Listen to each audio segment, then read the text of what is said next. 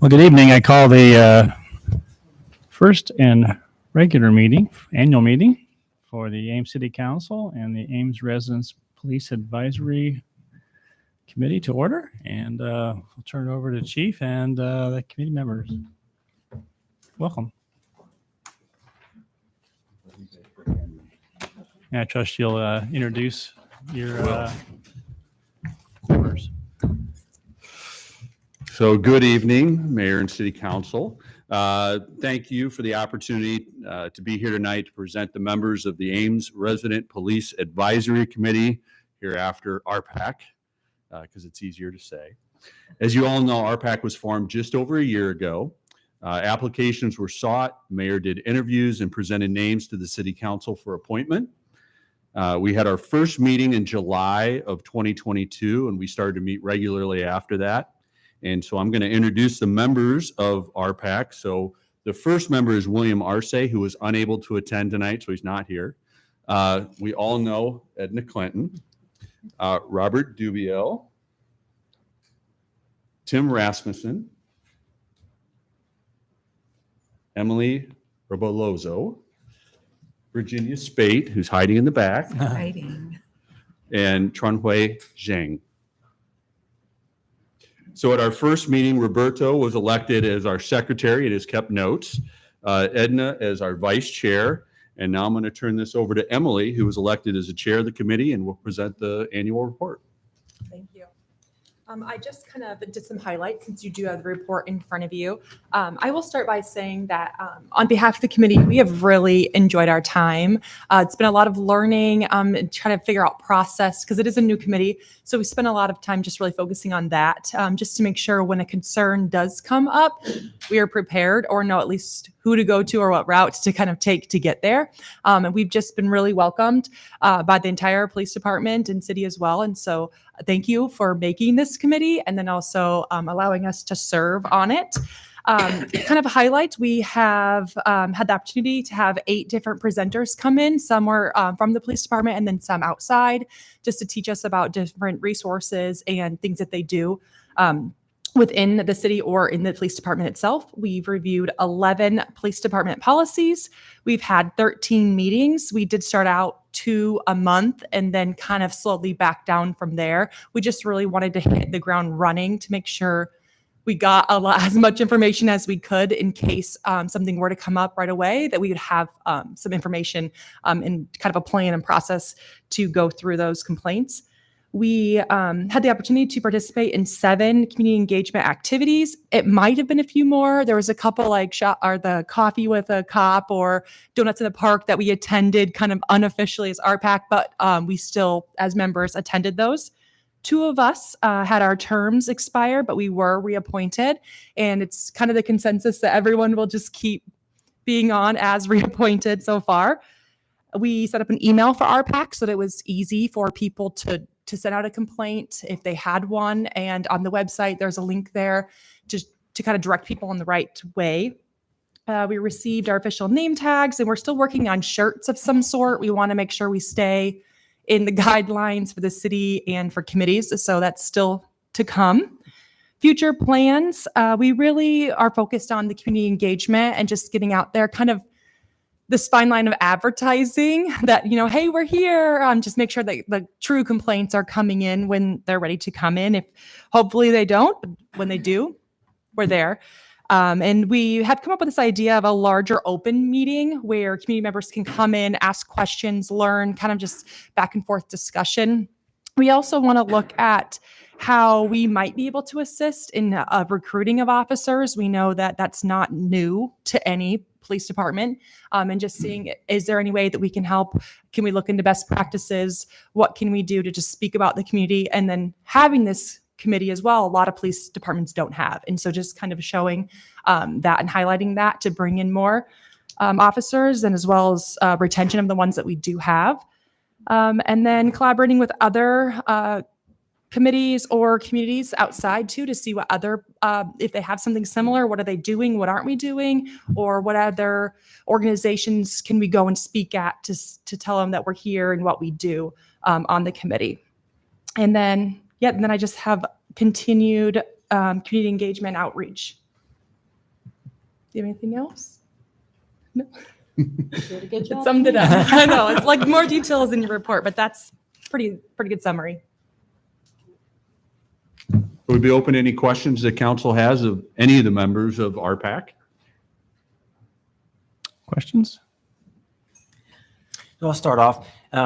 First of all, thanks for your service. And my, oh my, that's a lot of meetings. And I looked through this and just the education you've had. You've had quite an education to help you with this. And I know you're just sort of still in the new phase of this, but are there concerns or things that you would want to make sure that the community hears as a result of what you've learned over the last year? What's yours? Any thoughts? Just sort of open softball question. Any concerns? No, I think it would just be that if they do have a concern, we are the people to reach out to, Okay. and then we can continue to dive in from there. But I don't have any. I- I've found so far. I don't know, does this need to be open? I don't know if you would say they are specific concerns, but in any community, the relationship between the law enforcement and the general public has always been troublesome. And we, the committee members, want to resolve that type of environment. We want to present avenues for community members to ask questions. Why do the police do this? Why don't they do this? You know, these kinds of things. And what are we doing to prevent, be more proactive than reactive is what we would love to do. I invite anybody within the sound of my voice, if you have a question, ask it, because it cannot be answered if you do not ask. Thanks. So my question is, Chief, for how you feel this is working, and I enjoyed hearing about the kind of support that the committee hopes to give to the force, but what has been that initial perception within the department, and if it wasn't a good one, why, not everybody enjoys having a second level of accountability. So has that changed over time? If it was perceived that way in the beginning, I'm not suggesting. I would honestly say the entire department supported this committee. Okay. I think I said a long time ago, this was something I would have done anyway if you hadn't done it. I was going to put some kind of committee together, an advisory committee. And so no surprise. I think most of the officers understand exactly what this is about. This is a way for us to engage with the public that we serve and do outreach activities. I think the goals that they have for 2024 are great. It's to get out there more, to engage more people, hear from more people, get more perspectives. And I think that's what this is really all about, is just making sure that we are getting to everybody that we serve. And this is another way, another tool for us to do that. So I don't think anyone was concerned when we started the committee, and they certainly are not concerned today. Thank you. Brahma, do you have a question? Okay. Anybody else? Maybe for the public, what are all the ways that people can get in contact with the RPAC committee? So if you go to the website, the police website, there's a link right on our page for RPAC that has an email address, and it's rpac@cityofames.org. Pretty simple. And that email goes to all members of the committee. So if you have any question, concern, you can send that email. It goes to all of them, and then they figure out who's the best person maybe to answer that question. I do not get those emails, so they don't go to me. They go to the RPAC, so they can answer questions. Certainly, you can call down to the police department and ask more questions about how to get in contact with anybody on the committee, and we'll make sure that happens as well. I also like to reiterate, on our website, there is a form where you can file a complaint online or a compliment. And I'm still going to say, honestly, I get more compliments than I get complaints, which is good. But we occasionally get some complaints that come in that way. So that's another avenue people can use other than coming down to the police department if they want to make a complaint or compliment. And what's the ability to be anonymous in any of this, either with RPAC or with the police department? Yep. So it's always possible to make an anonymous complaint, and we'll investigate those as thoroughly as we can with the information we have. So if we don't, the important things I think we need to investigate a complaint are kind of time, date, location, sort of important. We don't necessarily need to know who the officer is because we can figure it out usually from those things. So if somebody has a complaint, if we can get just those few things, we can usually figure out what the event was and go back and look at it. It makes it difficult to do follow-up. If you want to remain anonymous, we can investigate it, but we can't really follow up with you and let you know what happened with it. But it still does give us an opportunity to look at it. Okay. Thank you. Well, I believe Amber is online. Do you have any questions, Amber? Oh, I do not. Thank you. Gloria, are you able to join us? I don't think she's maybe joined us yet. Okay. All right. Maybe just to close, you could just maybe summarize what information is available on the City of Ames police page. I know you posted statistics and other things. Maybe just kind of review that, and also the report from RPAC. Is that going to be posted also in addition? It's certainly online right now in terms of under City Council, but you may just review that so people understand where they can get information and Sure. easily accessed and readable. Yeah, on our website, we publish our monthly activity reports, what we call them, which has a lot of information. We also publish those on social media platforms, send them out that way. We have printed copies. The library has a link on their computers to RPAC and our monthly activity reports. You can get them that way. There are other various reports on our website. I know our traffic stop study that we did a few years back is still on there, along with the video to view the presentation from that. On the RPAC page on the police side, we have agendas for all our meetings and the meeting minutes that Roberto takes and does a great job at it. So those are all posted once they're approved at the meeting. So all those are available to the public to inspect as well.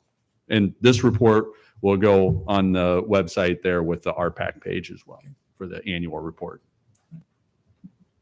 And I would like to say, I really appreciate the members of RPAC. It is a big time commitment, as you can see from the number of meetings they attended. It's a big time commitment. I appreciate them. They're there. They ask great questions. Sometimes they ask hard questions, which is great. I really appreciate the insight that they've brought, and look forward to continuing this into 2024. Yeah, I'll just add that when I interviewed individuals, I made it very clear that this is going to be not an average once a month, meeting. And one is really encouraging that several of you who were eligible for reappointment re-upped, which indicates that you're committed to it, and appreciate that. And we're just thank you on behalf of City Council and the City of Ames for what you're doing. It's an important inaugural committee, and sounds like you're doing an outstanding job, and we look forward to continuing as well too. So with that, do any of the committee members have any comments they wish to offer before we adjourn? Seeing none, we will go ahead, entertain a motion to adjourn. Move to adjourn. Is there a second? Second. All right, those in favor say aye. Aye. Aye. All right, we are adjourned. Thank you for coming. Thank you. We will convene our regular City Council meeting in just a few minutes.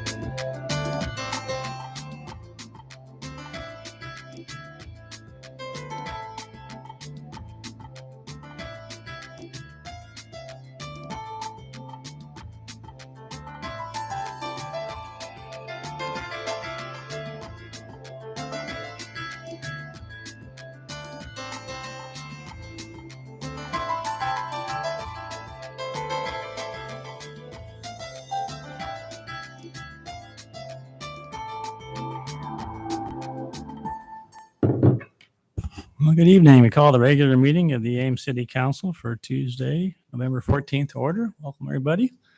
And we're going to start out tonight with reading a couple of proclamations. So we'll start with the City of Ames Philanthropy Day.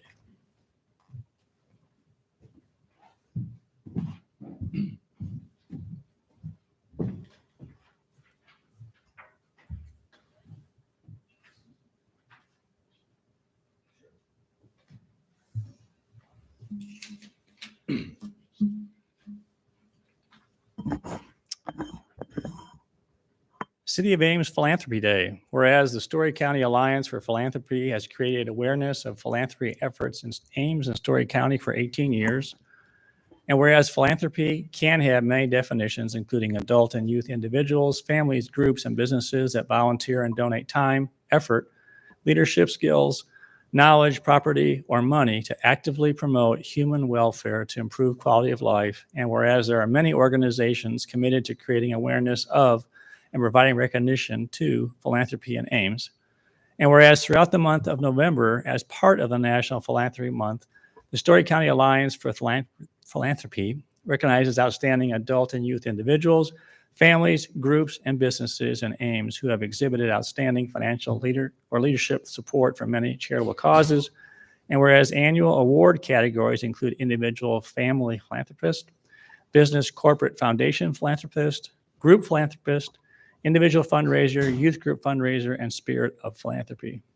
Therefore, I, John A. Hale, Mayor of the City of Ames, Iowa, do hereby proclaim November 16th, 2023, as City of Ames Philanthropy Day, and I encourage all members of our community to recognize the many philanthropic efforts of our citizens. It's my pleasure to introduce Charles Weber and Rachel Flory, who have a few comments to make. Rachel, Charles. Thank you for recognizing our philanthropy activities within Story County. I just wanted to recognize 4 winners this year. First one is Outstanding Business Philanthropist. It's Story Construction. They're very active with youth organizations throughout the county. So they're to fundraisers. They're supporting, their biggest effort is supporting Child Serve, where they've benefited them for over 20 years now. With me tonight is Rachel Flory from Child Serve. We appreciate their efforts. Second winner is Outstanding Philanthropist. Perhaps some of you know Lou and Cosette Scallon. So Lou is an ophthalmologist at Wolf Clinic, and Cosette is a physician at the ISU Health Services. They both volunteered with approximately 20 different nonprofit organizations throughout Story County in their careers here. The third group is the Outstanding Youth Group in Philanthropy. Perhaps some of you know somebody that's taken music lessons from Pam Sybil in town here. She's been given lessons for 40 years. The youth every year have a practice-a-thon where they get pledges for their practice hours, and then that money they gather is then donated to nonprofits in Story County. And finally, the fourth award this year is for the Spirit of Philanthropy. Perhaps many of you know Jennifer Garst, who unfortunately passed away in the last few days. But Jennifer's been involved with almost every nonprofit in Story County, over 45 of them, providing guidance, fundraising assistance, and participating on many, many boards. So Jennifer's definitely going to be missed. We do have a recognition luncheon every year. It's at Gateway this Thursday at 11:30. Thank you very much.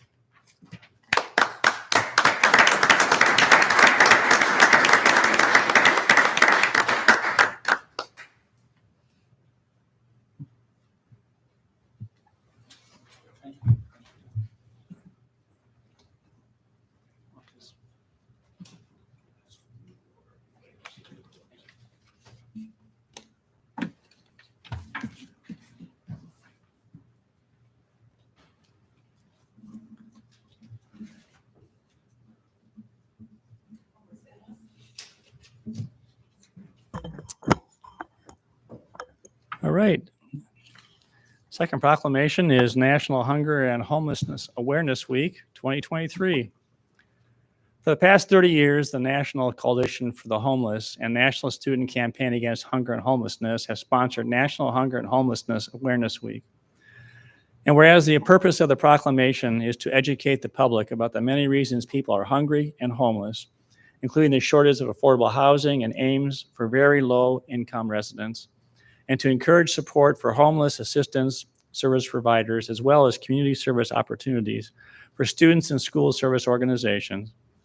And whereas there are many organizations committing to sheltering and providing supportive services, as well as meals and food supplies to the homeless, which include but are not limited to Assault Care Center Extending Shelter and Support, also known as Access, the Bridge Home, Food at First, Good Neighbor Emergency Assistance, Mid-Iowa Community Action, also known as MICA, Story County Community Services, the Hunger Collaboration, the Salvation Army, Veterans Affairs, and Youth and Shelter Services, and various area churches and food pantries. And whereas the focus of National Hunger and Homelessness Awareness Week continues to be volunteer, donate, educate. And whereas the city of Ames recognizes that hunger and homelessness continue to be a serious problem for many individuals and families in Ames, and whereas the intent of the National Hunger and Homelessness Awareness Week is consistent with the commitment and dedication of the members of the Two Rivers Committee and the Homelessness Prevention Team to educate the community and to provide the needed services and support to citizens who suffer from hunger and or homelessness circumstances. Therefore, I, John A. Haleb, Mayor of the City of Ames, Iowa, do hereby proclaim November 11th through 18th, 2023 as National Hunger and Homelessness Awareness Week. On behalf of our community, I encourage all citizens to recognize that many people do not have housing and need support from citizens and private public nonprofit service entities. It's my pleasure to introduce Vanessa. I think she'll probably introduce some of our guests here and offer a few comments. Thank you, Mayor. Thank you, Mayor and Council. It is indeed an honor to continue to have the council support recognizing Hunger and Homeless Awareness Week. And tonight we have representing homelessness, we have Bill with Good Neighbor. We had Aaron with Story County General Relief and Veteran Affairs. We have Linda Munden with the Bridge Home, and we have Lois Olson with Home Allies and the Two Rivers Group. And we also have a statement from the United Way that does the Hunger Collaboration that they would like for me to read a statement, if that's okay. It says, thank you to the City of Ames for making this proclamation of Hunger and Homeless Awareness Week. Continue to bring attention to housing and food insecurities in our community is needed. Month after month, emergency food providers share their data and experiences in Story County hunger and food pantry collaboration tables. This need seems to be increasing.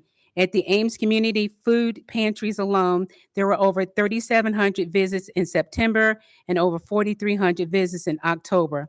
In addition to what Good Neighbor and other emergency distributions of food and emergency vouchers contributed. So they encourage us to continue to donate to local food pantries or meal sites, one made to keep our neighbors full with food. And these agencies help keep roof over their heads and provide other services. And so please, if you don't have the opportunity to get to know these agencies, go to their websites, see them tonight. But please, if you have time and money, we need to donate, educate, and volunteer. So thank you again for the opportunity. And if we have any comments from the group.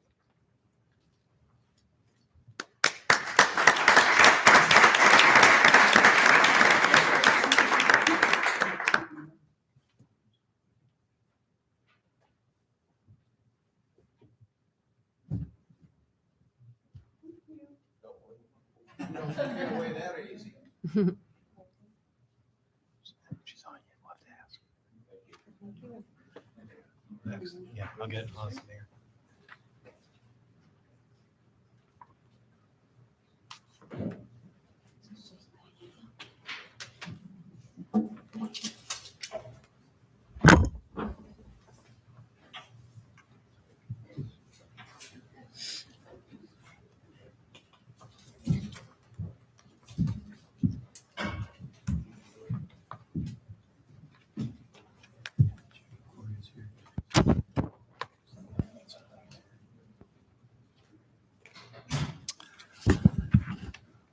All right, we're going to move on to consent agenda. Before we do, I know Amber's on the line. Gloria, are you able to join us now? know she is traveling, so she's going to try and slip in, but we'll check from time to time and see if she's there. So anyway. All right. Does anyone wish to pull any item from consent this evening? I know that there was one item that I would like to pull. 15. Yeah, item 15. So I entertain a motion to approve consent less item number 15. So moved. Second. Thank you. Roll call. Aye. Aye. Aye. Aye. Aye. All right. Don just had a quick question on your report. It talked about the current outdoor condensing units were installed in 2015. And based on the report, it appears that they have failed after 8 years. And it sounds like maybe that's not the case. So if you can maybe just clarify that for us. Thank you for asking the question. So within the power plant, we have some very old air handling system that basically cooled the original control room. In 2015, we expanded that control room and put in new air conditioning for that new space. However, it's the old air conditioning handling equipment that we're having problems with, and that's what we're replacing. The 2015 equipment is working perfectly well, and so we're not touching that at all. Perfect. Thank you. All right. With that, I entertain a motion for approval on the resolution. So moved. Second. Thank you. Roll call. Aye. Aye. Aye. Aye. Aye. Thank you. Now move on to public forum. This is the time we open up opportunity for individuals to address city council on items of city business. And we ask that people limit their comments to 3 minutes or less. And we'll go ahead and start with Richard. There was a fellow who used to work in inspections. He had a rather strange way of saying good morning to me. It was very brief. He would say, good morning, thank you, basically for getting the door and have a good day. He wouldn't even ask me how I was doing, or when I would ask him that, he would kind of just repeat those words and leave it at that. But when he came time to leave, he said, Richard, I've talked to you several years ago saying some of the issues that you regarded as important, and that there was nobody in the city of Ames. And he talked to the manager and the mayor and the heads of the departments, and he even talked to people at Iowa State for some of the things I was saying at Iowa State. And he said they basically called me crazy for saying what I was saying, like about with Einstein and all of those guys. And I don't know what he would think.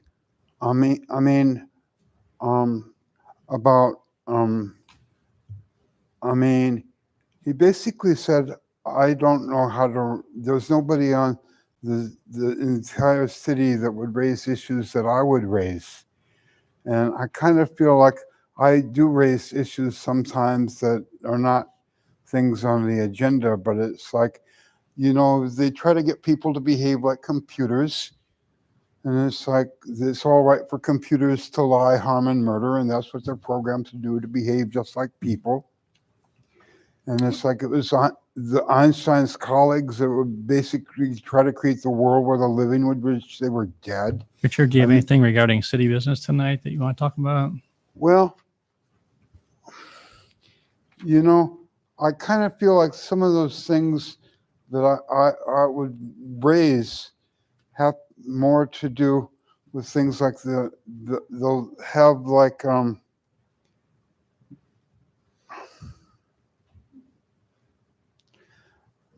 the thing for the 2050, about and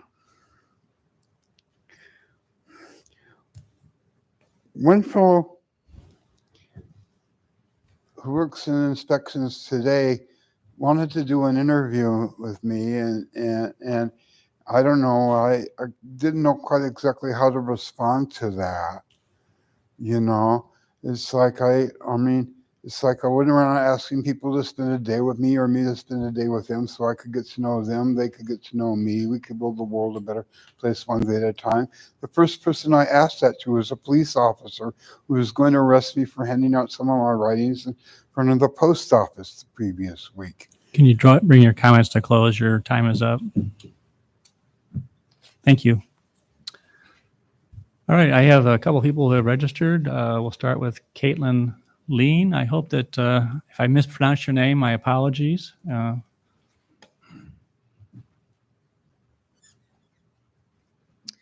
Hello, my name is Caitlin Leanne and I reside at 621 Carr Drive. And I'm here today to emphasize the importance of meeting Ames climate action goals.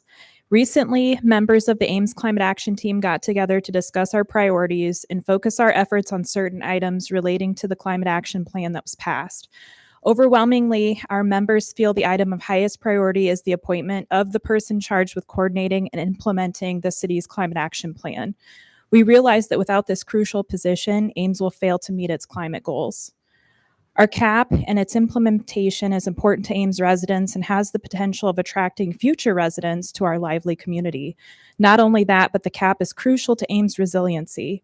Given future climate projections and our history of climate-induced events we've experienced here in Ames, this position will be one to assist in the management of disasters and building climate resiliency into all parts of our community.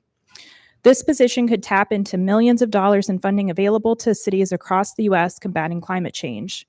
These efforts would greatly reduce the cost burden to taxpayers while implementing CAP-aligned initiatives. This is only possible if we have a point person whose primary responsibility is to work between our city departments and with other communities to pursue these opportunities. We believe that to be effective, the CAP position should report to the highest level of city government.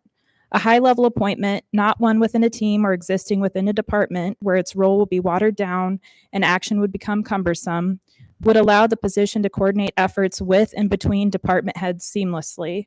Our current model for city staffing could easily adapt to, for example, a co-assistant city manager position. ACAT has had the opportunity to speak with two persons in positions of CAP implementation in cities in the U.S. Both have emphasized the importance of being positioned in a high level of government. In their experience, it was only with the appropriate positioning in the power structure that their work was taken seriously and climate action was able to proceed at targeted rates. We understand that the city has its share of pressing matters, the budgeting process, as well as the filling of the assistant city manager position. But with the CAP position being contingent on these two things, we feel that it is an opportune time for the people in places of power to take appropriate action. We see this as a pivotal time for the City Council to consider what the position will look like and how it is to be defined. Will the compensation match the critical nature of the work the position requires? We believe this position should have a seat at the table during budgeting, and then will the city view this of equal importance? We hope that you will take this position seriously. Having the position report to the highest level of government will give us the best chance of keeping us on track with the city's goals. Thank you. Thank you. All right, and Valerie Stahlbaumer.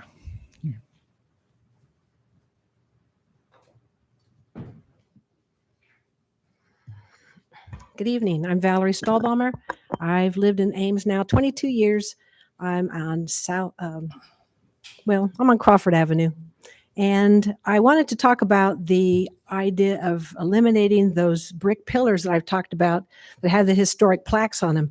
I know I've written a few times to you before. I just wanted to say I've done more research and I'd like to present some of that real briefly because I've already sent you the letters. Mostly, I feel like I'm one of many people who are surprised to hear that these were planning to be eliminated.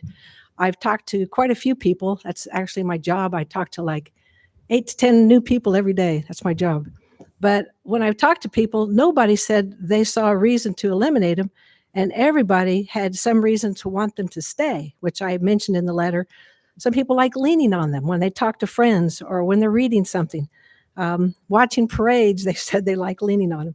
But I think most important, they represent some of the earliest history of Ames that isn't really shown anyplace else. And I think we should have, pamphlets that emphasize what do each of these plaques mean? What do they represent?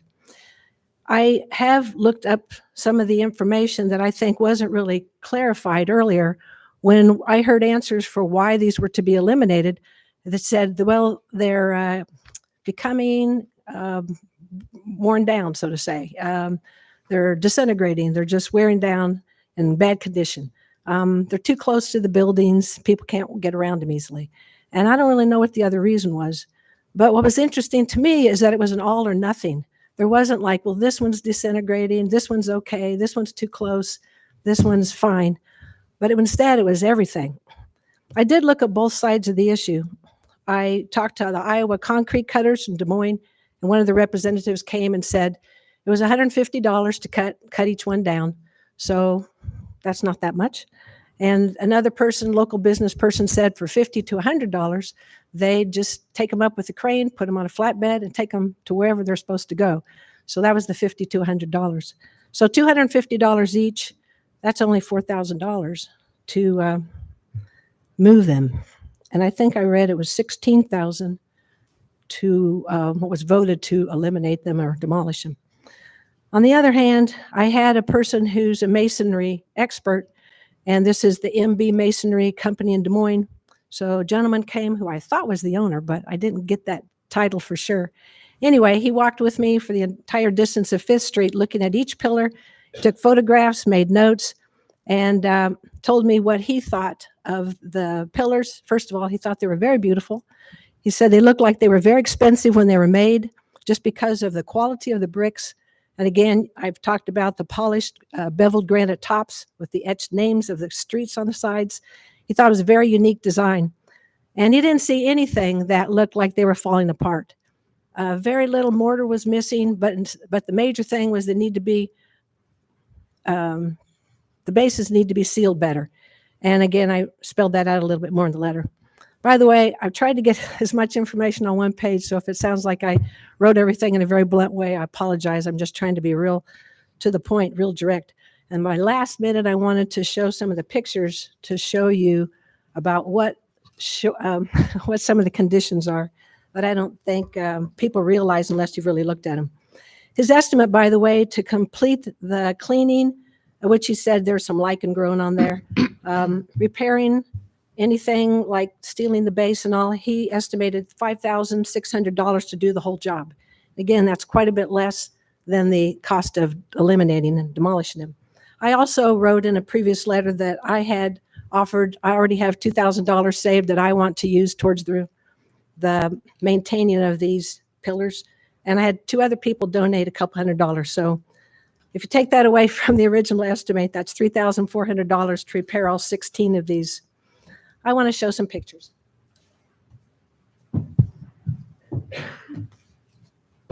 Could you, I'm really giving you some leeway here, Valerie, but you're already at almost 4.5 minutes. So can you just I'll give you a few seconds here. I think we all know what you're talking about, but if you can maybe, what would you like to point out on these? It says it's on Clark Street, and all I'm trying to show is what the base needs to be sealed better.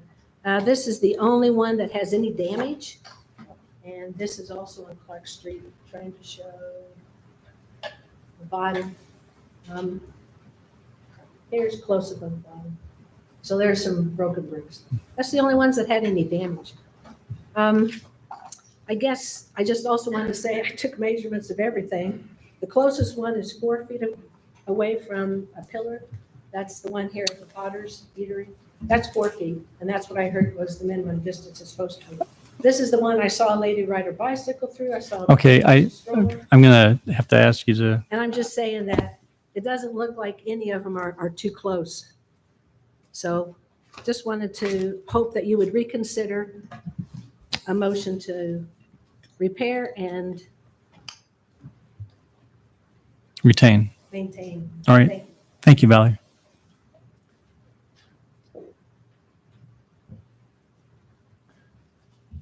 And just for information, the council will not even, if there's any kind of conversation, it's going to actually come at the end of the meeting under council comments if this is being taken up at all. So it won't be, we don't respond to people during public forum. So is there anybody else that wants to address city council under public forum? All right, seeing none, we'll move on to the next item. Item 25, review of city zoning approval and exception process. Kelly?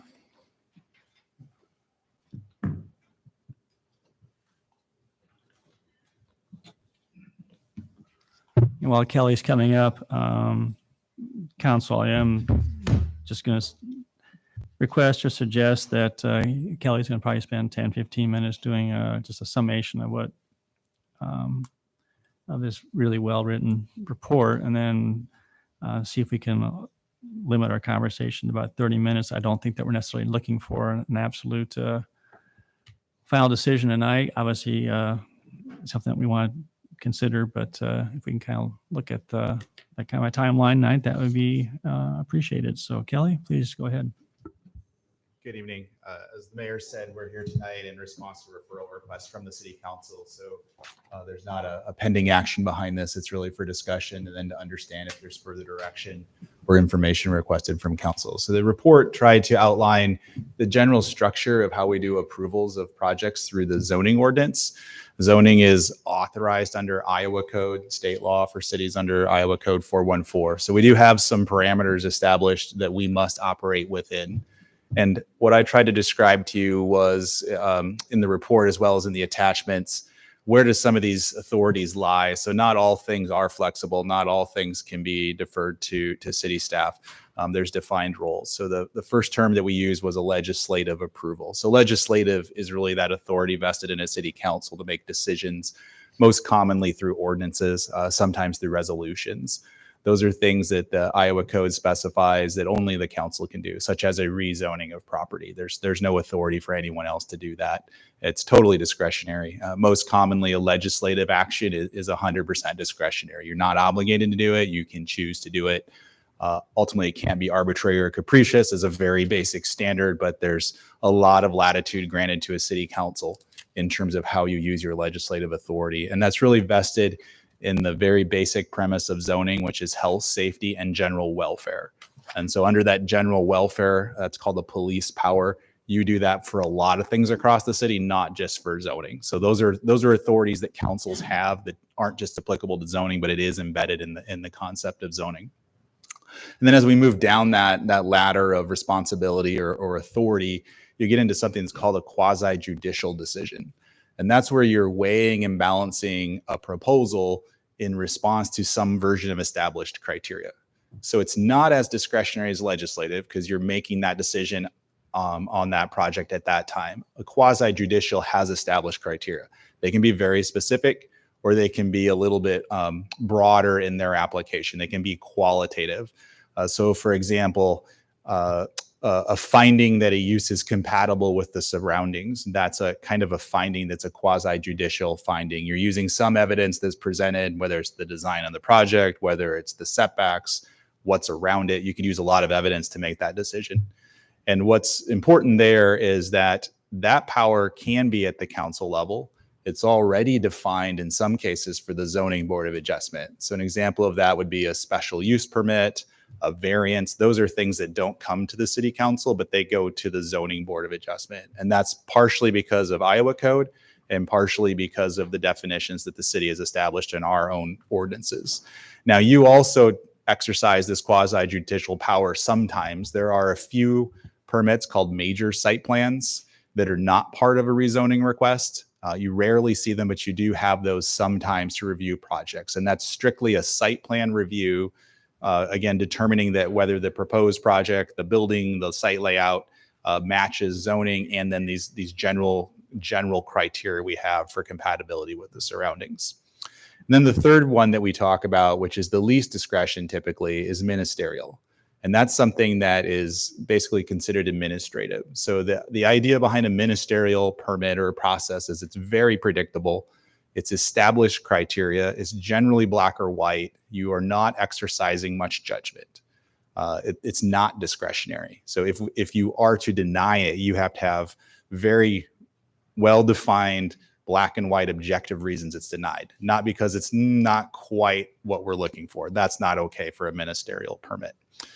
So in this case, staff has most of the ministerial power in the city is vested in staff because, again, we're doing black and white objective reviews, which is typically the minor site plan process. So it's the same type of criteria. It just doesn't require a public hearing. It's only at the staff level when it's a ministerial permit and it's a minor site plan. And speaking of public hearings, when you do a quasi judicial review or especially a legislative review, you have a public notice requirement by state law, as well as whatever we've defined for ourselves in our own ordinances. And so the thought process there is if you're making broader decisions that affect many people, there's a interest or a need to involve the public in that. And then also in quasi judicial, which is very project specific. It doesn't apply to other properties. It's just one. There might be a vested interest with those people maybe immediately next to it because they have maybe a vested interest in their own property and understanding how that affects their property value or their general welfare. So that's why there's a notice requirement there. And there's the understanding that there's some discretion to be exercised. So you can have some influence on that, providing evidence, again, testimony, comments about the project. Versus staff, there is no notice. Staff makes decision because they're on the ministerial permits, because there is no discretion. The thought process is there's no reason to notice. You can tell me you don't like something, but if it meets the criteria, I must approve it. And that's kind of the difference there within those structures. So most cities are kind of trying to balance the efficiency of a ministerial or a predictable process with the need to involve the public, and also what is the authority that the council wants to exercise, what does it want to use in its discretionary power. So there's a lot of decisions to be made for different cities how they want to do that. So in our report, we talk about in Ames, we have a pretty binary system. It's either council approval or it's staff. There's really, except for variances to the ZBA, which state law requires, there's not any kind of middle. And a lot of cities do use what I describe as a design review process to kind of bridge that process of mainly ministerial, but you want some public comment, maybe some extra discretion to be exercised in a design review setting. So some cities do define the Planning and Zoning Commission with a duty, a responsibility to actually approve projects. We do not. Our commission is advisory only, so they see everything that comes to the council, but they have no approval authority. So that was a discussion we had here. So when we talk about the Des Moines example, which is really, when we get into this a little bit further, they exercise flexibility and they define their permits and their expectations quite a bit differently than we do. They use their planning commission and their design review board to make decisions. Now there's an appeal right from that to get to council, but if it's approvable and it's routine, then that commission can make that decision and it saves you from going to city council to make that. So that's one process. But again, many cities don't really push commercial projects down to staff. They don't push apartment projects down to staff. They hold that authority for them to review in a site plan review process. Now, when we were tasked with this discussion and this staff report, we think the intent was, well, how do we create flexibility? Meaning when there's minor issues or there's things that seem to be able to be approved, they're not controversial. Is there a way to do that? That's how I was thinking of this referral. So we described different options at the higher quasi-judicial function of maybe using a design review board or the Planning and Zoning Commission to do that. But we also described some options where exceptions are allowed to zoning standards. Now, it's important to use the phrase exceptions, not variances. So a variance is a true departure fundamentally from what's allowed in the zoning ordinance. And that's defined by state law. There are specific parameters and findings that must be made. You cannot fundamentally depart from the zoning ordinance. It has to be a true hardship on a property owner to not follow the zoning ordinance. Exceptions are treated at the lower bar. They're acknowledged to be allowed, but state law does not define exactly how exceptions are done or what the criteria are. So that puts that power back into the city council's hands to define what might be an acceptable level of flexibility through an exception. Now, currently, we have a few exceptions. We've vested the exception process in the Zoning Board of Adjustment. So for example, if I have an existing home and I want to do an addition and a setback is 6 feet from that property line, and I want to do a 2-story addition that requires an 8-foot setback, but I'm already at 6 feet. You can go to the zoning board of adjustment to get that 2 feet of relief. Staff can't approve that, but the board of adjustment can. So we have a few minor processes built in to deal with existing homes for the most part. And we have a couple other variations related to paving and parking lots that the ZBA can deal with. That the staff does not exercise much authority in terms of exceptions. We have a few defined things where we're making interpretations, again, under very minor situations, like related to topography, related to maybe screening of an element on a site where it's not really a significant use. It's not a significant design attribute of the site. It's something that we're just dealing with on a minor basis, very, very minor stuff. The example that we researched and thought was most applicable to the referral was either Cedar Rapids or Des Moines. And Des Moines is the one that's really used this concept for a long time. It's not new to them. They have a new zoning ordinance that they adopted about 3 years ago that revamped everything in the city, but they brought forward the administrative exception process from their old zoning ordinance into their new zoning ordinance. They found that to be a valuable tool through different requests, whether it was for single family redevelopment projects or for new commercial development projects. So they brought that forward. And what we described in there is essentially, there's a little bit more to it, but effectively staff can approve any exception to a quantitative standard of up to a 30% departure from that. So if the setback is 6 feet, staff can approve a 1.8 foot departure from that standard. Whether it's height, whether it's setbacks, whether it's whatever, staff can do that. Now, there are some criteria they're supposed to evaluate related to some necessity or need to do that, but it's not at that hardship level. There's no evaluation of, man, there's no way to use my property if I can't get this. That's not the standard. It's more of, is it suitable? Is it compatible? Is it needed to further some other goal? And as their staff described that to us, when they talk about residential existing properties, that's more fluid because you're dealing with developed property already, trying to make it work. Versus a new site, it's a little bit different perspective because you're starting with a fresh site. You shouldn't have constraints on that. And it's a different evaluation in their mind about what's necessary. Are there any trade-offs is another part of that evaluation. Is there, I'm going to do something better for this part to compensate for not doing this thing to the exact level that's expected in the code over here. Now, Des Moines has fundamentally a form-based code, which is a very design-heavy code requirement. It's based on building types. So wherever you are in the city, they have a zoning district that doesn't just talk about use. It also talks about how each building must be designed to meet the intent of that neighborhood or that commercial district that they're in. So they have a whole system that is much more elaborate than we have in terms of design expectations. So you can understand the more expectations and rules you have, probably the more flexibility you need, or you're really going to get tied into a pretzel. So I think that's one reason why Des Moines wanted to continue that administrative process, is they've been working and relying on that for a long time. And they knew as they adopted this new form-based code a couple of years back, there was still going to be a demand for that. You just can't predict everything that zoning has to deal with. And zoning is a very blunt instrument. It is a yes or no question for the most part, at least how most zoning ordinances are written. So adding that flexibility needs to be embedded in the ordinance. It's not just on a personal level or on an ad hoc basis.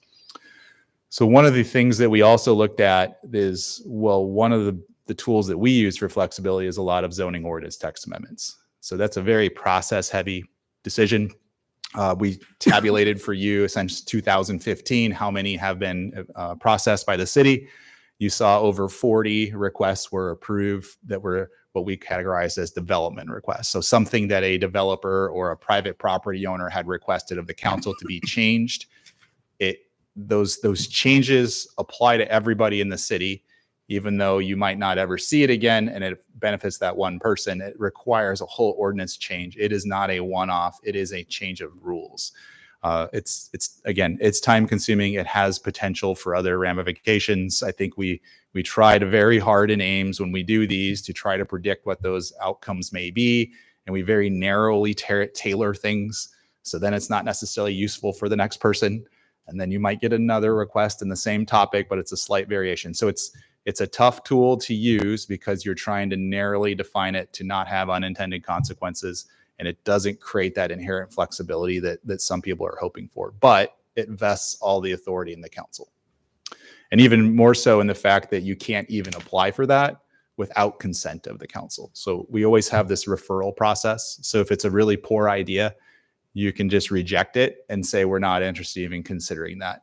Now, of all the changes we looked at, I think I categorized the rejection of 9 out of the 71 total that there's just over 50 total requests.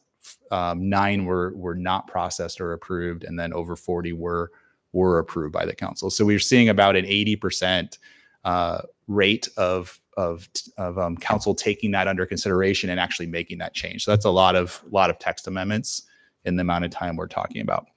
And I don't have great data on that, but talking with my experience and other staff and a couple of anecdotal questions to some other planning directors, we definitely process more text amendments than what you would normally see.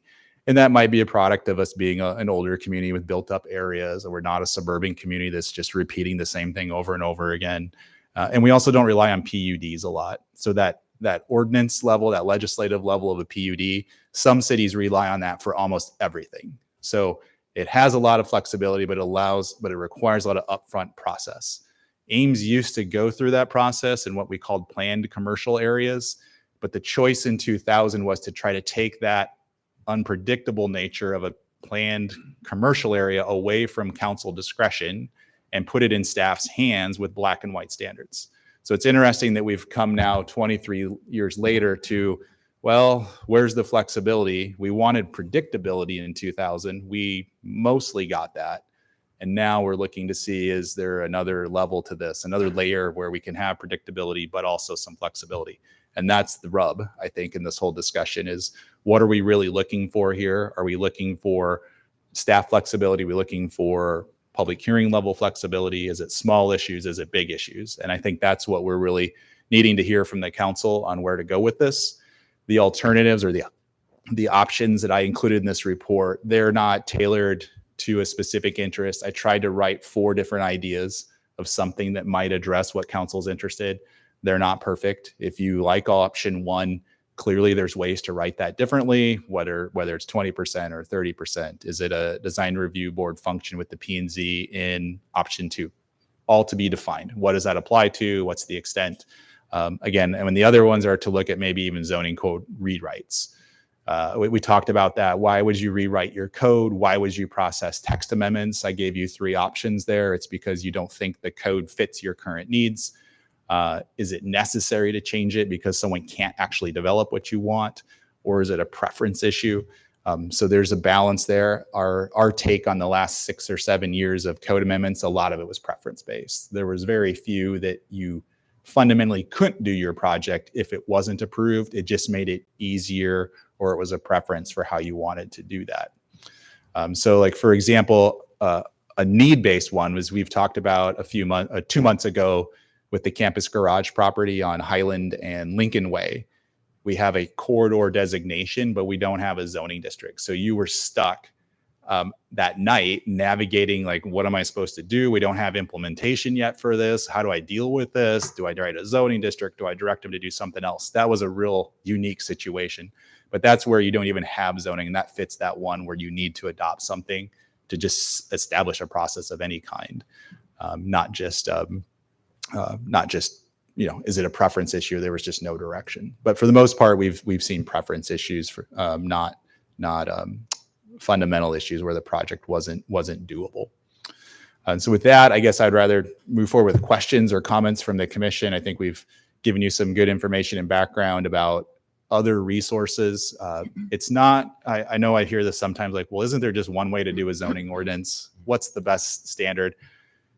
My planning organization, our professional association, there is not a recommended zoning ordinance. There just isn't. There's certain issues there's best practice on, maybe some definitions that work well across the country, but you just have so many influences. Different states allow different things. Different states expect different things. There's just not one zoning ordinance. So I think we gave you the best we could in terms of at least locally. I think Des Moines was a good example to know someone has done it before. It seems like most people have some version of an exception like we do, maybe minor stuff the ZBA deals with. but Cedar Rapids and Des Moines had the more aggressive options for flexibility, embedding or in giving staff more authority possibly than commissions or councils. Thanks, Kelly. All right. First of all, Amber, do you have any initial questions? I'll ask you, and then we'll go to those here in the council chambers.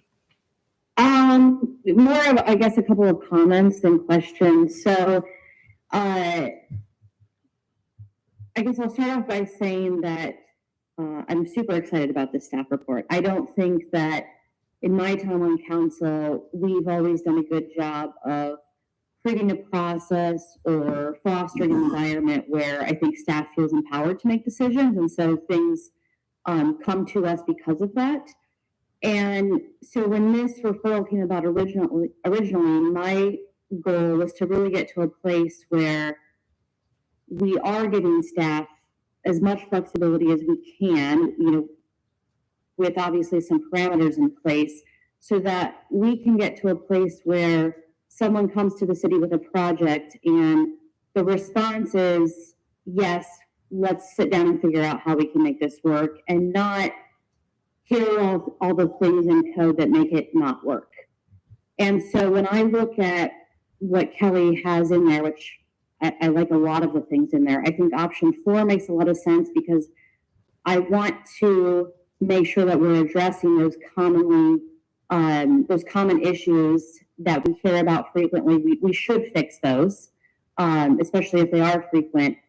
But I also would like to mix in a version of option 1 where we're giving staff, like I said, empowering staff to be able to look at a project and have the flexibility to make decisions within some parameters. So those are my initial thoughts. Thank you. All right. Council? Other council? Well, I'll jump in. I also want to commend staff for the staff report. It was more than what I anticipated, and I particularly appreciate the opportunity to look at what other communities have done. When I joined the council 10 years ago, it was a bit of a learning experience from many ways, but one of the ways is that I found that the council was more involved in the weeds of projects in situations where I thought they could be better handled by the staff, who have a more latitude to do a deep dive into the weeds of things. And in the last couple of years, that sense that the balance needs to be shifted has been reinforced by several issues. And so I think this is a really exciting opportunity to revisit fundamentally the way in which we have decision-making and what we shift to the staff. A second aspect of my time at council is that I have grown tremendously my admiration for our staff, and I speak often about the depth of our staff, and I think we have good reason to trust staff, and I'm very confident in that. A third aspect of this is the speed of decisions. And so as I talk with developers, one of the things that I hear as a point of concern is that from start to finish, the process that we have in Ames is by several magnitudes longer than in other communities. And so if that process was longer and it resulted in better decisions, then maybe you could say it was worth it. But if it's longer and it's really not a better decision, then I think we're not providing the best service that we can. And so time is money for developers. And so projects have started and they need some kind of change. We need to be able to respond in a timely fashion. And I love this discussion of having the staff exception process. I think it's terrific. And I am thrilled that this is not an abstract concept that Kelly drew up on the blackboard some late night. These are examples of cities that are using these. We have pros and cons, and we're having an opportunity to follow very good cities in their planning processes. I think that's fantastic. And then pragmatically, our our meetings are just too long. And I see this as a way to keep our meetings tighter if we're not spending inordinate amounts of time on issues that are really better spent with staff. And if we expect to encourage people to run for city council, we shouldn't expect this to be a marathon. We should expect this to be more reasonable meetings. And I provided council, and this is a little bit dated, with some studies of peer cities and the length of times in those meetings. And the mayor points out correctly that some of those cities have structures where they use a committee structure where a lot of the work is done off camera, and it doesn't have involvement of all the council members. And I don't favor that direction either. So it means structurally that we're going to have longer meetings, but the advantage is that all of us are involved and all of us have knowledge. And I think that reflects the plurality of leadership that we bring to this. So I value that. So my starting posture is I love all of this. I love all the work that's been done. And I would like to shift as much authority to staff as we can, given the legal parameters that we have to observe. Thank you. Anybody else? Rita? I think it primarily just a question. So in thinking about the opportunities that come before us to give some input, is that ever given? My question has to do with our goals and beyond policies. Does that ever become a layer in our decision making that's important that staff would not necessarily be in a position to reflect? For instance, we're right now talking quite a bit about climate change. Are there sometimes those issues that come forward to us that perhaps, because we have a particular lens, given our goals, would be difficult for staff to implement and or to make those decisions, and you would really want the council to have given that input rather than that just being a staff responsibility? Yeah, absolutely. Staff really couldn't do that. I would need some kind of policy or ordinance for staff to effectively administer anything. So if, like, let's just pick a goal off of the wall behind Bronwyn there, staff cannot do anything with those statements when we're reviewing our project. Those types of statements or goals might apply to the legislative decisions.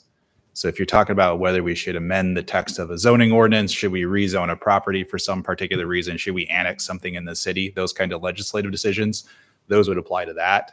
It would not apply to a site plan because I have no established criteria for what to expect. And neither does the developer, and I just can't do that. Sure. Okay. Thank you. Rachel or Bronwyn, any questions or comments?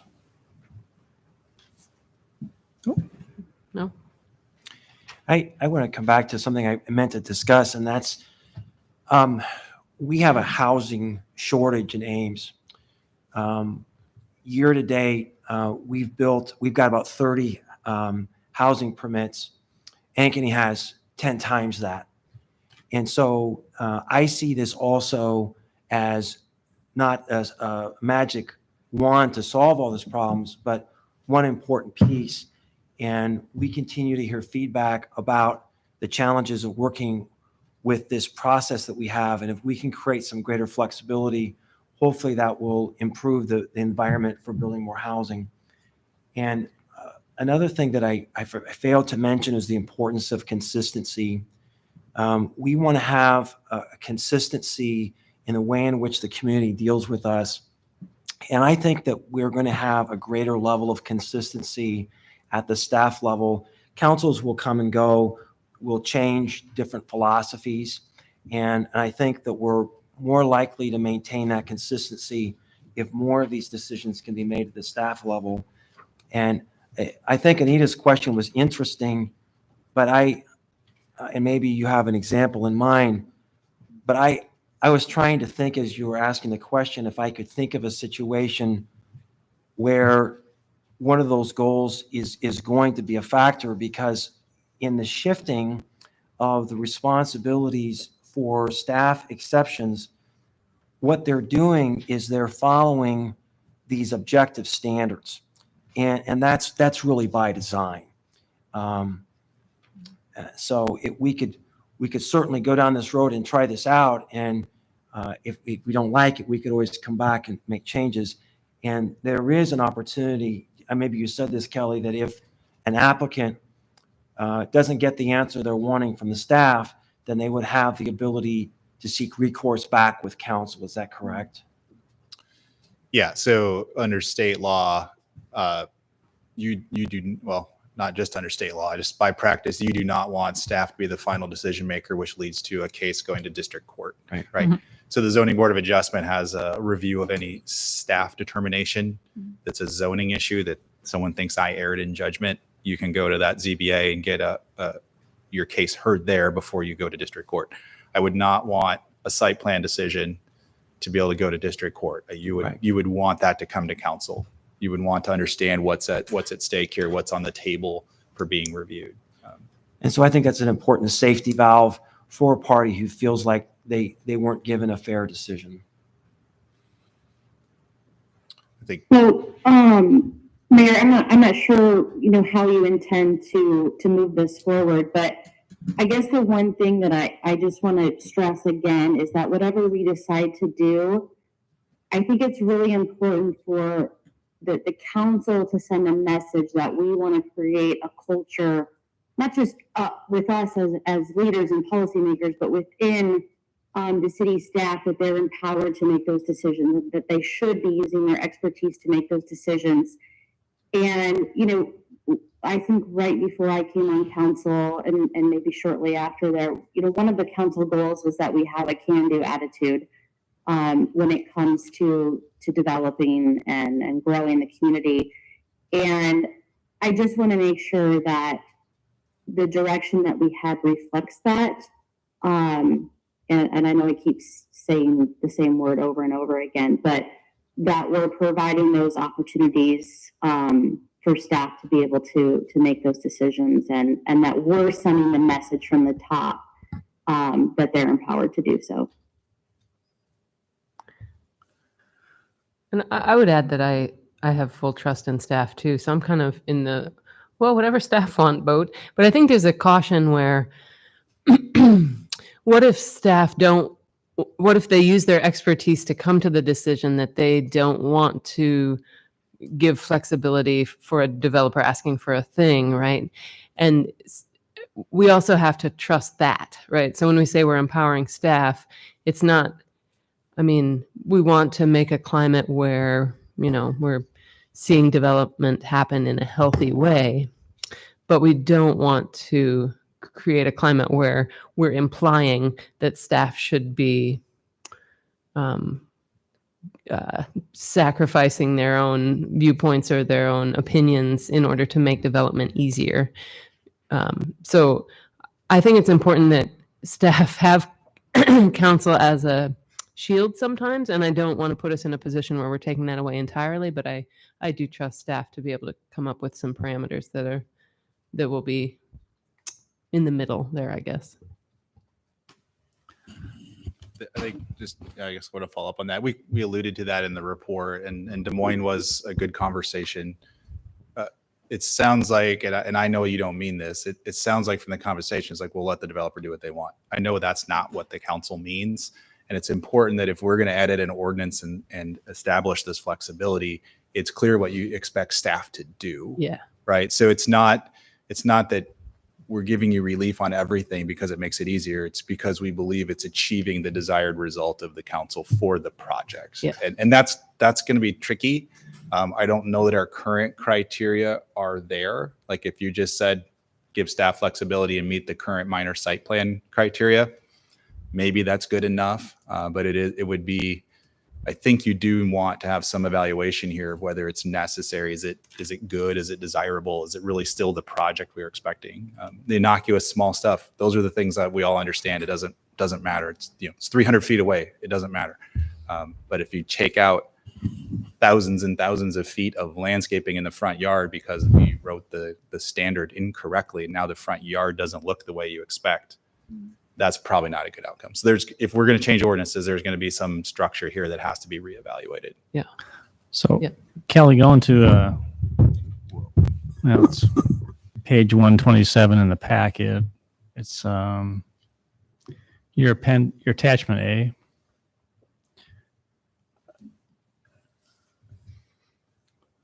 You have a chart in there that shows application types, council approval. This is very helpful and insightful for me.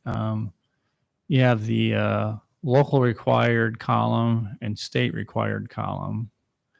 So it's my understanding and this, I may be wrong, but it looks to me like council has state required approval. We can't waive that essentially. That's because of state law. The one that changes that way potential is preliminary plat.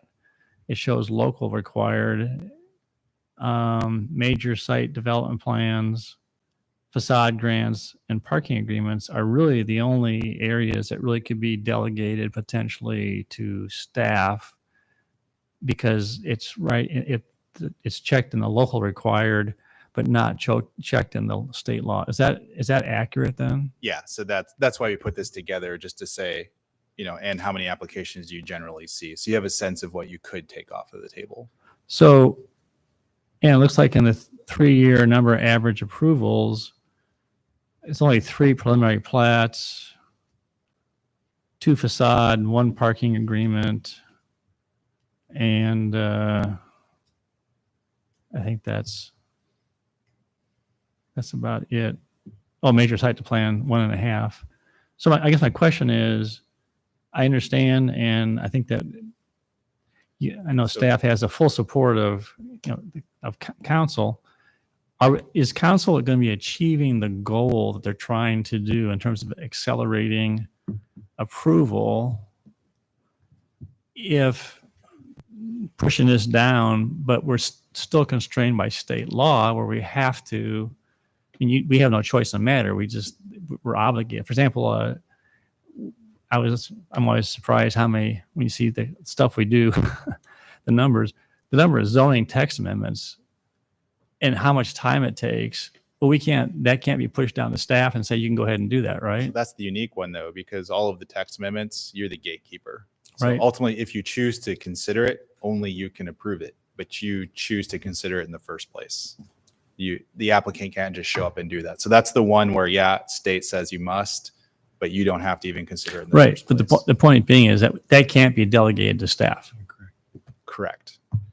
So I'm trying I think to drill down into is that how can we get to the and I want the to, objective of I would not suggest taking preliminary plats.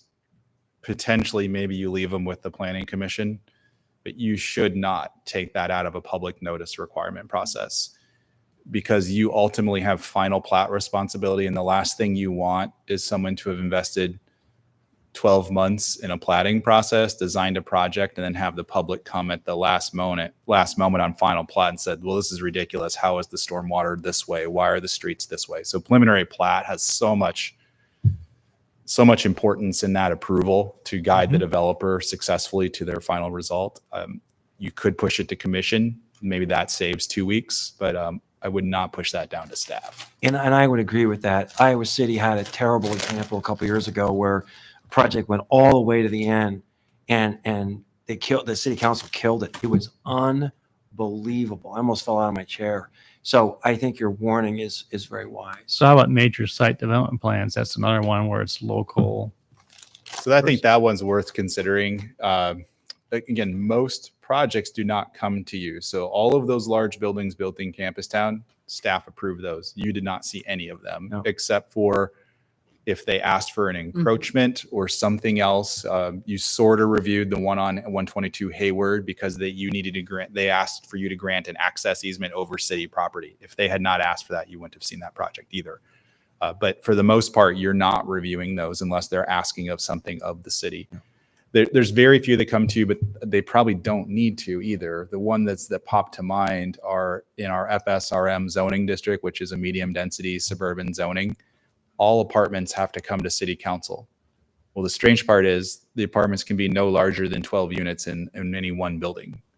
Yet we're building 6-story buildings with staff review in campus town and no public input. So when you think about what you're balancing there, a 12-unit apartment building on the edge of the city with a 6-story building in the middle of the city, that probably doesn't make sense.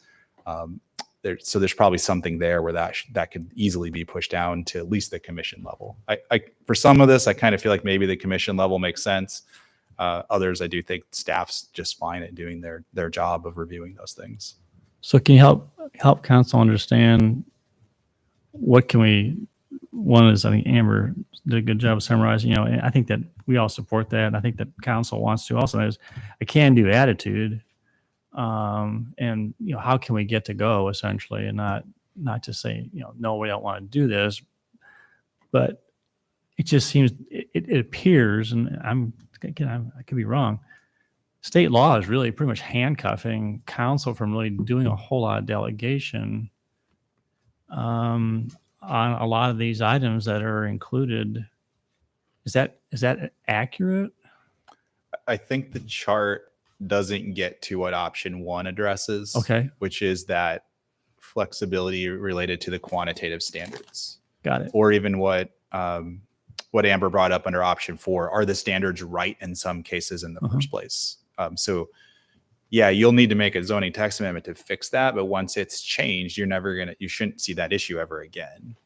And that's where this chart doesn't help you understand where maybe you are providing relief in the system, even though you don't normally see that project in the first place. Ideally, you're getting less text amendment requests. Which really begs the question, is there an alternative to a text amendment that would streamline things? Because it seems like that's been a lot of the work that has come through. So that would be any one of those options that are described. Is it a quantitative exception, which there's you vary by a certain percentage? Is it mean you restructure your code so the standards are less, must be 8 feet, must be this, and instead do you have does the design allow for compatibility in space? Like, I don't want to get that vague, but you would have to restructure the ordinance to provide some discretion in terms of judgment there. That gets really tricky though, because I do want to have some caution. There are expectations that people rely on from the public, thinking that it's not going to get any worse than this. So if staff is empowered to make decisions, we're going to take that pretty seriously, that the public is not thinking that we're making things worse because the flexibility is there. I think we always feel challenged with, we have 2 customers in planning. We always feel like we're dealing with our customer here at the table at DRC, but the public's behind us looking over our shoulder, just like they're looking over your shoulder saying, hey, are you doing what you're supposed to do? Right. So that's the tough part for us. We want to help people get their projects done, but we also know the public has a certain expectation at the same time. So in the next few minutes just remaining, based on what you heard from council and this discussion, do you have a suggestion on what you think we can do to, and again, I think the can-do attitude is really disconnected from, we just need to have that attitude, period. We can do, move things forward, which again, I am not saying that that's not what doesn't already exist. It's just more or less, it just needs to be reinforced to move forward. But is text amendments the biggest choke point? I think for stuff that you see, yes. I think if you're just looking at it from how do I help development get done in a reasonable way, maybe not even quicker, just being, quote, reasonable, whatever that means. But people don't always ask you for the text amendments. They might like, geez, I don't have time to go through an 8-week process with city council. I don't have time for that. So I have to do it. Fine, I'll do it. I don't want to do it. It's a waste of whatever. Those things you don't see. So if you pick option 1, maybe you're giving relief to someone that would have never even came to you in the first place because they didn't have time to do it. Really important, Kelly, that I hadn't considered, that we're presuming that we know the number of applicants, but holy cow, there may be people said, are you kidding me? I got to do this. That's nuts. I'll just go ahead and write the check or jump through whatever hoop. Right. So that's super important. Thanks for that. So we do between 30 and 40 site plans a year. there's not 40 cases that they need exceptions. That's not true. But there are a handful of projects to be like, I really wish I didn't have to do that. And I'm saying, well, sorry, that's the standard. I don't have any discretion here. Council may be interested in changing it. And a lot of them are, I mean, you've granted so many text amendments. I think you're understanding they're fairly minor in scope. They're not substantial changes. So they're not huge asks generally. That's probably why you're approving them. So that's tough for them. Like I just don't have 8 weeks to go think about whether you're going to lower my parking requirement by 15% or not. Okay, is there some general, we have options are as one, just give us some general direction as to how we want this to proceed. Maybe it comes back on a future agenda that continue the conversation that would be more refined in terms of following up what he wants. Secondly, is we have a goal setting session in early January where we could maybe try and further prioritize this as an option, or just comes back to a city council agenda. Obviously, I don't think we're going to table this. I mean, or accept it and say thank you very much and move on. So is there any direction that you want to give staff tonight? I think, Amber, I heard something, you mentioned something about maybe a mix, something of option 4 and 1. Yeah. So I guess I would like for us to see a more formal list of recommendations regarding option 4 of what common issues staff can identify, and then what changes they would recommend to address those. And then I want to include some combination of option 1. I don't know if 20% or 30% is the right answer. Perhaps, staff could look at both of those and also get some feedback from the development community. Okay. That would be my recommendation motion. Okay, recommendation and motion are, I have Grace kind of looking at over her spectacles at me saying, ooh, could you maybe summarize, make a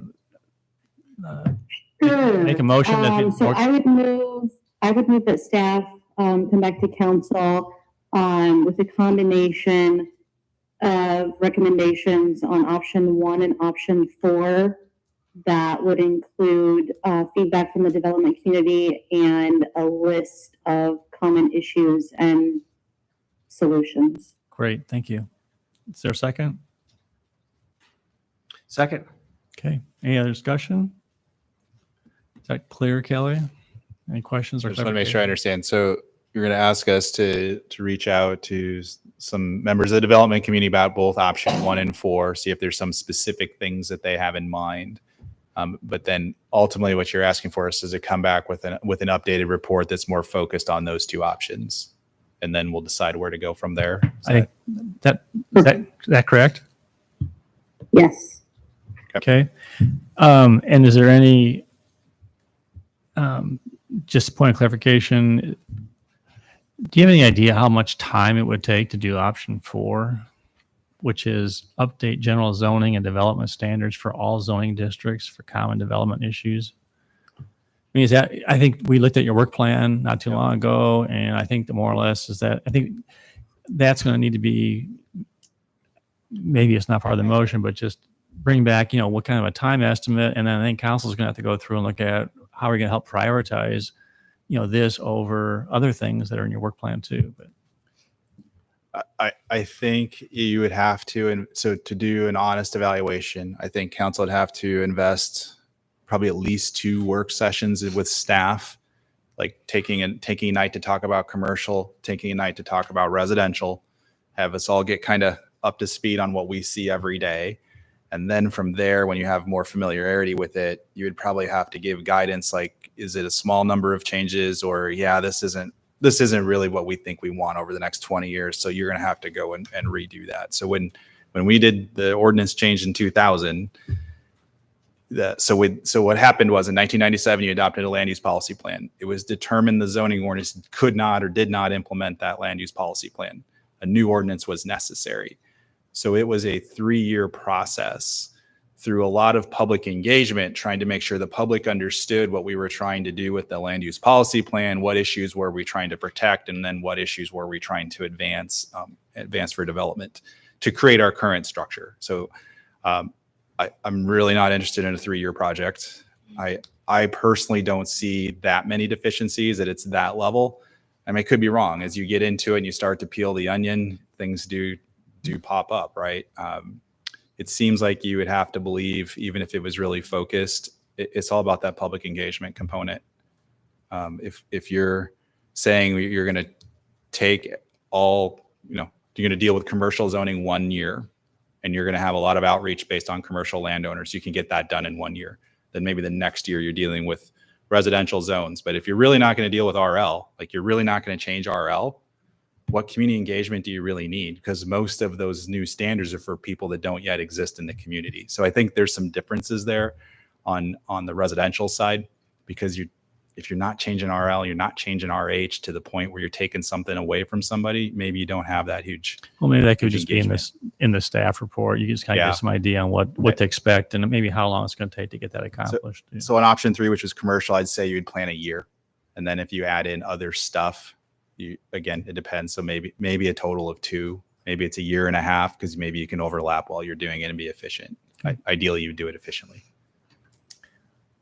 Well, and the question is how much staff time is necessary. That's the other thing, is how much I would time. say that is a person's job for a year and a half. And you may, depending on where you go, if you go towards the form-based code and you're going through design, we probably need a consultant. I don't think you have a staff team that can develop a form-based codes, or if you're really getting into that kind of a formula, there's professionals that look at that, write codes that are very clear, do all the diagrams. It's very diagram heavy. It's less text. It's more picture based. So it's like, here's what you should get at the end, not read a paragraph and then imagine what it should be, which is how most zoning is. So yeah, it's a person's time for a year and a half to do a fairly meaningful change to the zoning. Couldn't the ordinance. first step be just to meet with the development committee and see where there's Yeah, absolutely. been the biggest where problems? are the quick wins, so to I speak. was Whether you gonna wanna say, make a I'd be change or- most interested in seeing quick wins that are Exactly. high impact, Yep. low amount of staff time that Right. could help expedite things versus giving you more just to make the process more efficient. Right. Yeah, so I smile because yes, I understand that. But if you're thinking in the spirit of Plan 2040, again, you have to look at, are we accomplishing our full objectives, or are we triaging something right now? One reason we're here tonight is we've been triaging things for the 10 years I've been here. So if we don't need to intervene significantly, and that's the decision of the council, that's fine. Then we can go with the easy answers. But I think that's where the work session, and maybe in council goal setting, if you want to look at it that way, like maybe we should just have a work session to kind of understand, what does the residential zoning yield? What is the commercial? Because if we have that on the list of implementation measures, it's on that list. Should we rewrite commercial zoning? Yeah. So Okay, so I think your report can probably include some of those, pieces when I come back to council. So is there any problem bringing this report back in terms of your workload? I don't think the reach out to development community is not an elaborate effort. So So coming back with a recommendation, the report that comes back to the council. yeah, I don't think the motion by Amber, I do Okay. not think is hard to accomplish. And I don't think that intent was that you'd reach out to the development community prior to coming back to council. I think that's part and parcel of the execution, I think, of what the final direction is going to be, I believe. Is that not correct, Amber? Can you come up with issues that have been issues without getting the input? So, I mean, I've highlighted in the report the ones that I would assume were the answers I would get if I asked. So just based on prior conversations, we didn't reach out to anybody with this. If you can, I guess that's We can always meet with them. Okay. in the meeting, yeah. all right. I don't think it's too hard to get some input on. All right. Those in favor of the motion say aye. Aye. Aye. Any opposed? Motion carried.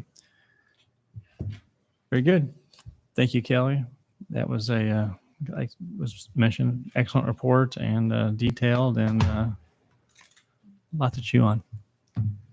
We will move on to item number 26.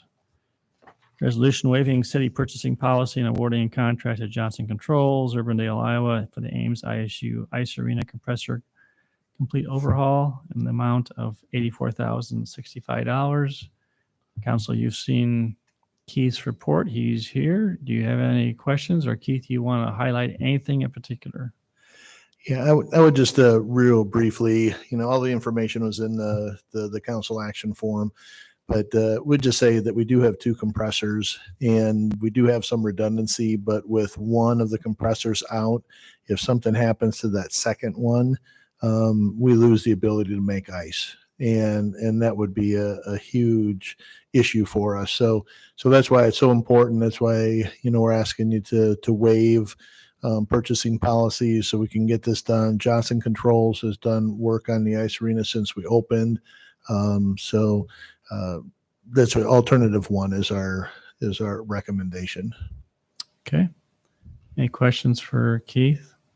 We just don't do this very often, and we stress the importance of the bidding process, and so I think the report's pretty clear that this is one of those exceptions where we need to go ahead and pull the trigger and get this done. Keith, in your report, it does say that Johnson Controls had typical lifespan of compressors approximately 20 years with regularly scheduled maintenance. And then it says this lifespan shorter than a 30-year lifespan staff has been told in the past. Can you kind of help us understand where that conflict comes in?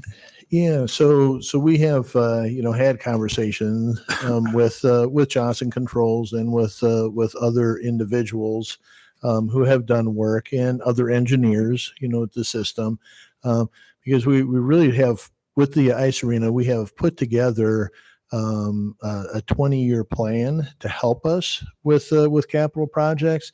So with it, when we've always asked about the compressors, we've always been told, with everything that you guys are doing, 30 years, you really shouldn't have to do anything for 30 years.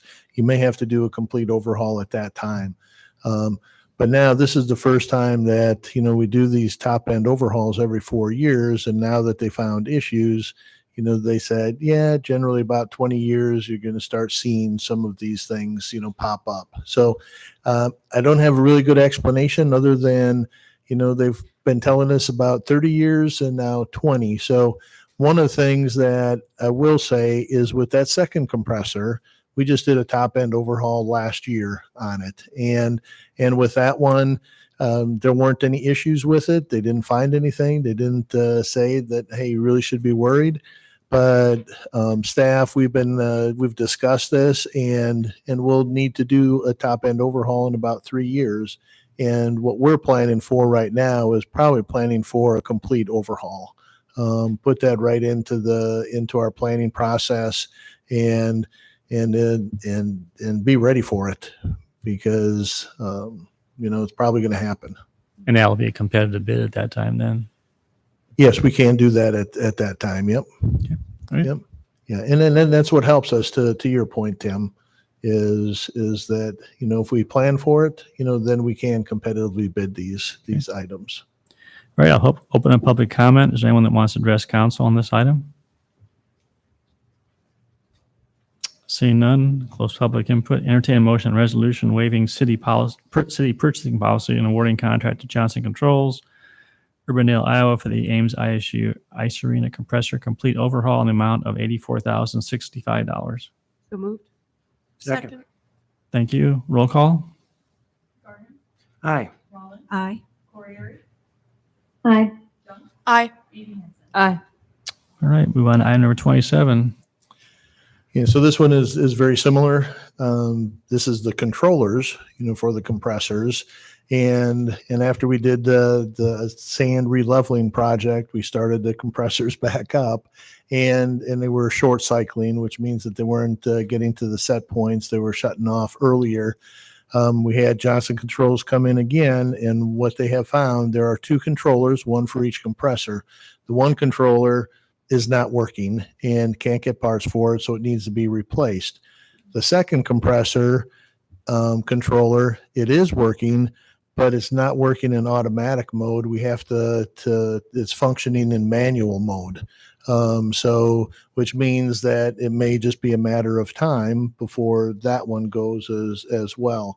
So we could have, and we did discuss as staff coming for the council and say, hey, could we just replace one controller or should we replace both controllers? And the fact that that second controller is operating in manual mode right now, it's not working exactly how it should. That's why our recommendation is alternative one, to replace both controllers in this situation. Questions?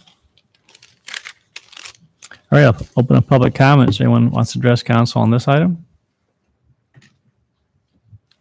Seeing none, we'll close public input. Entertain a motion on resolution waiving city purchasing policy and awarding the contract to Johnson Controls for the Ames Ice Arena compressor control panel replacement in the amount of $74,200. So moved.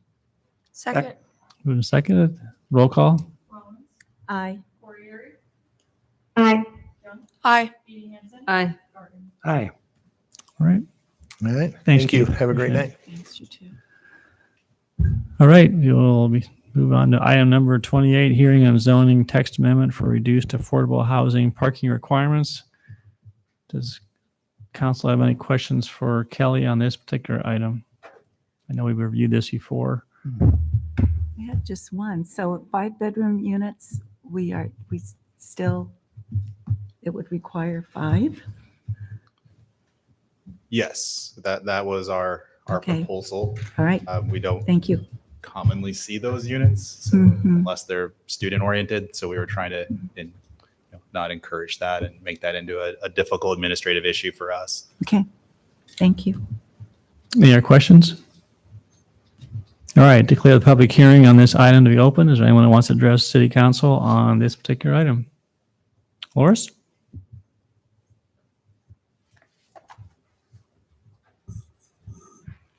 Loris Olson, Home Allies, 1705 Buchanan. And I know we're on first readings, so I'm giving more as a comment maybe in the future. And going back a little bit to the discussion you had before about what could you defer to staff as you work forward on that. Since this is a text amendment, what I see as someone who looks at still you've done site approval on an 8-plex on just a couple of small lots in town. And then when I went through trying to look at purchase of the motel to convert into some housing, is that parking was an issue. So I'm so glad to see this. Thank you for addressing this and making it beyond just the Baker subdivision, but really taking a look at what the needs are in the community. My hope is that maybe there might be an exception as you work through your various types of, processes here for a small developer. A 30-year term is a tough one if you're not financing using federal money, or getting the LIHTC, et cetera, and you're hooked in with the Baker subdivision. The units, if we can get them built on Duff, is a 5-year term. Well, it's going to be much longer than that in practicality, but it's the Story County Housing Trust who put the 5-year term on it. And just from a lender's standpoint, as I've been out there trying to shop it, especially with the higher interest rates, is that probably 10 years is okay, but anything beyond that, the lender looks at a small project and says, whoa, if I have to take it back at year 9, I can't go ahead and turn around and sell it on for market rent just to try and break even on it. So there's financing concerns that come up that may not necessarily come up with a big company that's better leveraged on it. So as I said, maybe down the road would be where if you work through all these exceptions and staff or whatever, where that might be an opportunity. But once again, thank you, and thank you for your proactiveness on the previous one. And you guys are doing a great job. Thanks. Thank you, Loris. Appreciate it. Anybody else? Seeing none, declare public hearing to be closed. Entertain motion on first passage of ordinance. Move first passage. Second. Thank you. Roll call. Aye. Aye. Aye. Aye. Aye. Thank you. Moving to item number 29, hearing on Baker subdivision. Resolution approving purchase agreement for the sale of city-owned lot number 1, 412 South Wilmouth in Baker subdivision to Habitat for Humanity of Central Iowa. Good evening, Ms. Vanessa. Good evening again, everyone. Yes, we are in the process of have negotiated to sell the last of our 8 lots on the south side of South Wilmot to Habitat for Humanity. They approached us about a month ago saying, hey, can we just finish buying out the entire 8 lots on that side? And so they've been doing a good job with getting the 3 built, and we've been working with them to give them qualified buyers from my end, and then they qualify for them, and they're very excited. We're very excited because we're getting some homes built, and so this would just represent that. Thank you. Questions for Vanessa? All right, declare a public hearing on this item to be open. Is there anyone that wants to address City Council on this resolution? Seeing none, declare a public hearing to be closed. Entertain a motion on resolution approving purchase agreement for the sale of city-owned lot number 1, also known as 412 South Wilmot, Baker subdivision, to Habitat for Humanity of Central Iowa. So moved. Second. Thank you. Roll call. Aye. Aye. Abstain, conflict of interest. Aye. Aye. Very good. Thank you. Move on to number 30. Hearing on amendment to a downtown urban revitalization area. Kelly, do you want to highlight anything on this one? I wasn't going to. If there's any questions, we brought you this a couple times in the past. The last Yep. meeting we reviewed the recommendations and the new energy audit requirement. So if there's any questions, we'll take those. Hey, Benjamin. Any questions for Kelly or Benjamin? Kelly or Benjamin, not Kelly Benjamin. All right, I declare a public hearing on this item to be open. Is there anyone who wants to address council on this? Seeing none, declare a public hearing to be closed. Entertain motion on resolution approving amendment to urban revitalization area plan.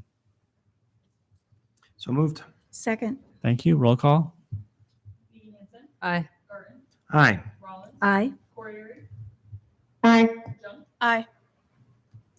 And I entertain motion on first passage of ordinance to amend the urban revitalization area boundary, which has been continued from October 24th, 2023. Move on first. Second. Thank you. Roll call. Aye. Aye. Aye. Aye. Aye. All right, moving on to item number 31, hearing on integrated site plan, 3600 University Boulevard. Thank you for the report. Any questions for staff on this item?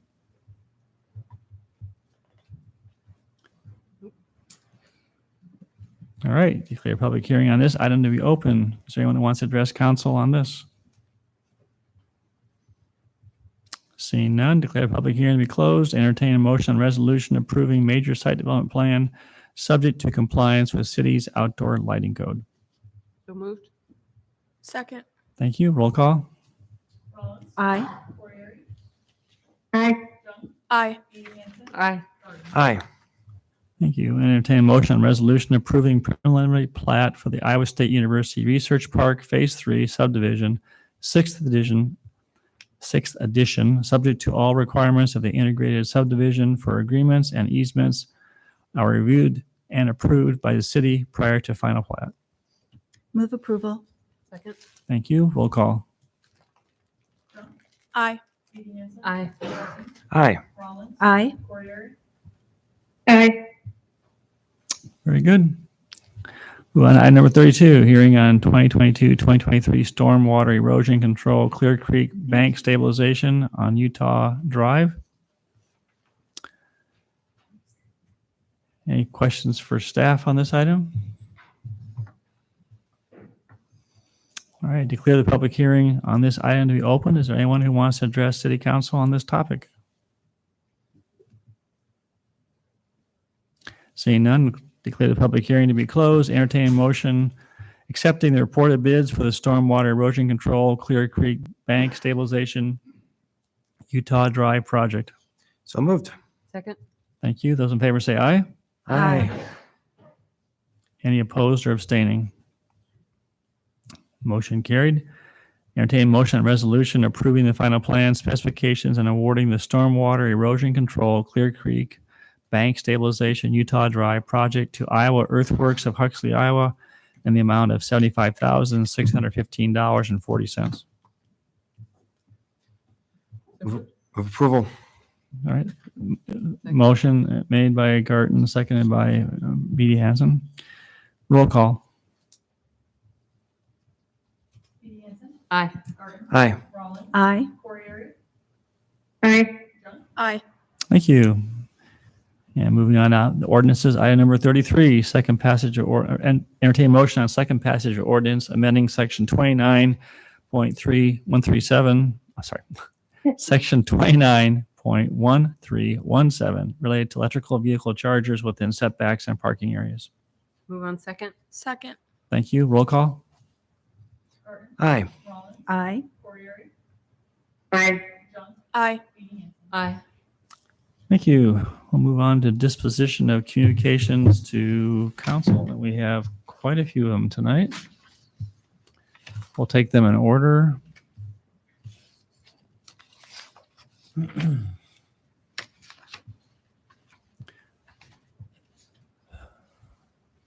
First one is from Lorna Carroll regarding the watershed rebate program suggestion outside of the city limits.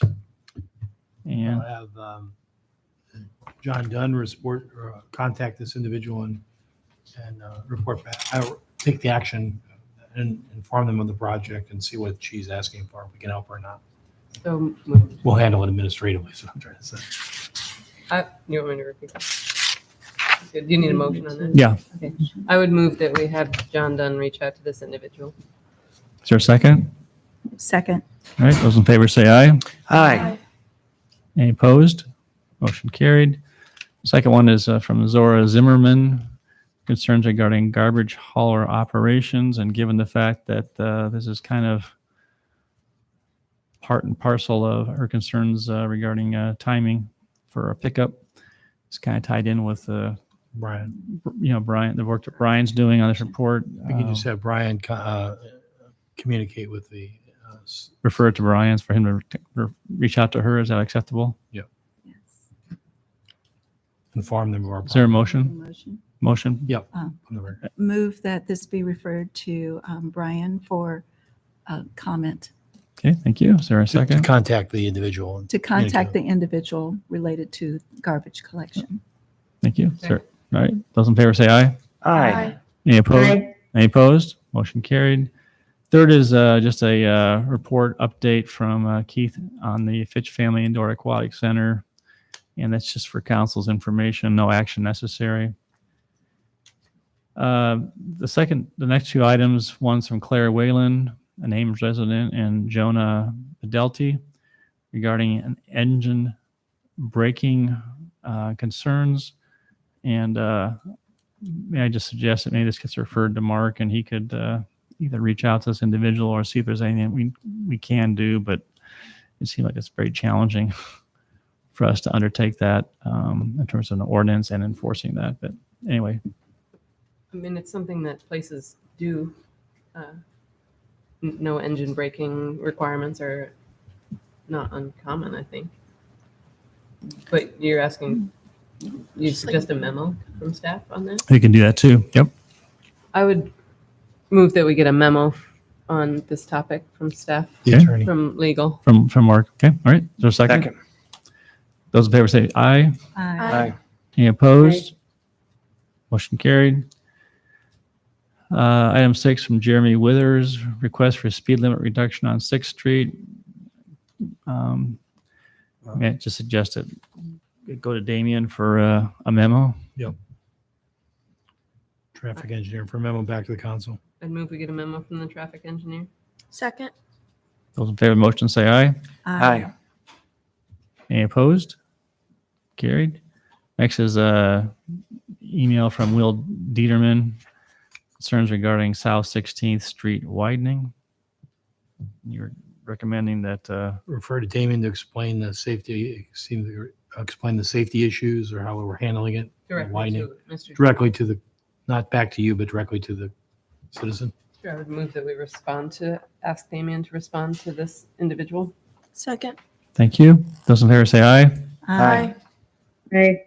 Any opposed? Motion carried. Next is from email from Dan DeGeest, suggestions regarding the Ames Waste to Energy Program. And with council's approval, or I would just suggest it. I'd be happy to respond, thanking him for the input. This is really being studied and options are being looked at right now. So just acknowledging his report or his email and passing it on to staff. Sure. That sounds good. Is that acceptable? Yes, sir. All right. Item 8, Haven Carlson wrote regarding game day concerns regarding South 4th Street Bridge. We didn't do this. Is it acceptable for Public Works to reply to her email and her concerns? And actually, you want to mention that it is in the CIP. Is that? Let me, Public Works respond to her. To him. Him, excuse me. All right. Is there a motion? So moved. Second. All right. Those in favor say aye. Aye. Aye. Any opposed? Carried. And then we had an email from Ann Tashetta regarding regulation of occupancy on private property. She's already contacted the police, not satisfied with that. I may recommend that refer this to city manager, ask him to respond and see if that can be satisfactorily resolved. If not, We'll come back. it'll come back to council then. I'll get So, to look into it, see what the What would we, I'm sorry, what would we do? Well, why don't you refer it to me and I'll give you a memo when I find out what the issues are and what we can do. I'm not sure what the issue is. Okay. He'll contact her and find out. And actually investigate it too in terms of why there's what's going on. What's going on? Is there a motion? So moved. Second. Those in favor say aye. Aye. Aye. Any opposed? Last is a email or letter from Crystal Davis regarding donation of Snowflake. And I would request council just we place this on the agenda to officially accept this donation, and then also probably need to clarify where it would be placed at council's discretion, not only this year but also in future years, versus accepting it for a specific location. When we placed it on a future agenda, I was sort of hoping to put it on a consent agenda, but maybe we have to have a discussion on it. We'll leave that to the discretion of. Snowflake discussion. It could also be a 1-minute discussion too. All right, those in favor of the motion say aye. Aye. Opposed? Aye. Motion carried. All right, council comments. Amber, anything tonight? Nothing for me. Tim? Two things tonight. One is I wanted to acknowledge the work of Don Com. He was the keynote speaker for our Veterans Day program. We had an outstanding attendance for this on Saturday, and there were people that said that that was one of the finest programs we've ever had, and just very proud of Don, and not only for his work for the city for 18 years, but I didn't really know much about I didn't know anything about his military service, and just an extra reason to be proud of our staff. So wanted to acknowledge that. And Gloria did a fine job with the welcome from the city as mayor pro tem. Second item I have tonight, I've emailed council. I am interested in having a workshop on housing. And the quick synopsis of this, we have a housing crisis, and some of this is national in scope and some of it is local in scope. And council's received a report from the Chamber of Commerce and Economic Development Short-Term Housing Task Force report and recommendations. This is a very well thought out and helpful document. But what I think we should do is partner this report with an opportunity for the city to have input on our housing situation. Every day we have families who are wanting to live in Ames. They cannot find housing here. And so they're having to make decisions to relocate or to move to other communities in the area. It means our fewer children for our schools. And this is not healthy for our community. And so I think this is a very helpful document. I look forward to the discussions that we're going to have. But I think there's really nothing that takes the place of actually council hearing from people in the community and their struggles with housing, both individual residents, who are struggling to find housing, maybe in apartments now, from realtors and the real estate community. So I think that'd be a very good use of time for a workshop. So I move that. Go ahead. I just, my motion is that we would devote a workshop to the subject of housing, one of our top concerns for the city. Okay. Is there a second? Okay. Motion died of a second. And I just point out, if this is really a concern for the city, for us not even to have a workshop to listen to the residents of the community, then we're not really serious that this is an objective. We have to listen to the members of this community. They're struggling with finding housing, and we're turning a deaf ear to that. I don't agree with that, Tim. That's okay. I think the point is that, first of all, we got a goal setting session to come up, and that's one thing that I think we will be talking about is this issue. Two is we got a report. The city manager is working on a response to that report. I think every council member does take this seriously, and yes, we do have a dearth of housing. I think the lack of emotion is more or less, we don't necessarily think that there's a need for a workshop. It's more or less, yeah, we got to get to work on it, and what are going to be some practical things. That's my personal opinion. I don't have a vote in that particular matter. So I don't think it should be interpreted, nor should I think that the public should think we're not interested in housing, because it is an issue. I just think more or less, can we avoid having a workshop? I'm not sure what else we're going to necessarily learn or have people come and complain about it. So that's my opinion. I don't know if other councils wants to, weigh in on it, but I think it is a big issue. And that's why I think that there was an invitation to get this AEDC report. We've got it, and we've asked city manager to respond to it. I think, if you want to comment on where you're at in terms of responding to that and developing some. Well, Friday I haven't started the report himself. I've had some communication with a couple of the developers in town. So, I hope to finalize the report, by the end of December meeting or such. I'll give it out to the council, and you'll have to decide which one of those recommendations you believe you want to follow. Okay. Nita? Nothing at this time. Okay. Nothing tonight. I just wanted to say I would definitely love to have a housing workshop in the future. I think it would make the most sense to come after our goal setting conversations and our conversations around the housing work plan. So hopefully in the future. Robin? Yeah, just on the topic of the housing workshop, I'm not sure a workshop is necessarily the best format to gather public opinion. We've had them in the past on topics and no one shows up. And so I would worry that would happen, I guess, on this one. We've had workshops, we've had huge turnouts for, Yeah. and if we really care about listening to the community, this would have been an opportunity, but we've moved forward on that. Yeah, I don't know that people have time to devote to a workshop, if they're in that position anyway. And maybe they do, but nothing else for me. All right. Couple things. One is we have a Amber might have something. yeah. Did I ask Amber first? Oh, you did. You did. Amber, we'll go back to you again. First of all is we have a symposium for building inclusive organizations tomorrow that people will be going to. We are actually one of the sponsors, as well as the Chamber and Iowa State University. So that kicks off tomorrow morning at 7:30. Thanks to everyone who puts time and effort into that. Secondly, there was Valerie's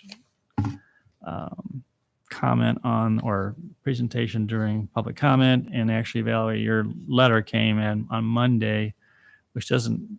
Our cutoff is Friday before a council meeting. So consequently, is there any interest in? Can you give us an update? Well, just to remind you, I think the request came from the downtown originally. Who did it come from, Brad? I forgot. Was it about removing and what status is it right now? Is it scheduled to be are they scheduled to be torn down yet this year, or? So this was primarily driven by the Public Art Commission. They had concerns about the accessibility particularly in wintertime, people in mobility devices. There are a couple of people on Public Art Commission who have personally experienced some issues with this. So that was a significant concern. And additionally, there were some of the pillars that had some deterioration. And so it was their recommendation that the city council consider removing them. And staff, after the council approved that motion, staff has been working, Public Works staff has been working to get quotes from contractors to remove the pillars. There's also the replacement of the concrete and the matching of the concrete, the colored concrete adjacent to pillars, which is an additional component. And then staff is going to seek alternate bids for the contractors to attempt to remove the terracotta inserts. So I don't think we've made much progress yet on getting a request for quotes out there because we're wrapping up the summer construction season, and this is expected to be the kind of work that would be more likely to take place over the winter. So at the moment, we don't have quotes, requests for quotes out on the street, but I expect it'll be a couple more weeks or a month or two. I forgot, did downtown Ames take a position on this? I forgot. They provided a letter, I believe, and said that they were essentially that they were fine with whatever direction the city wanted to take on it.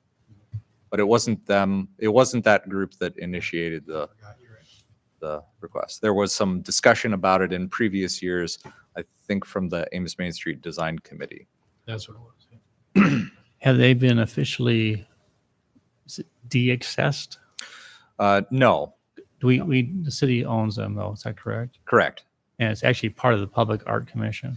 Right. The inserts, the terracotta components, I think there are 22 of them.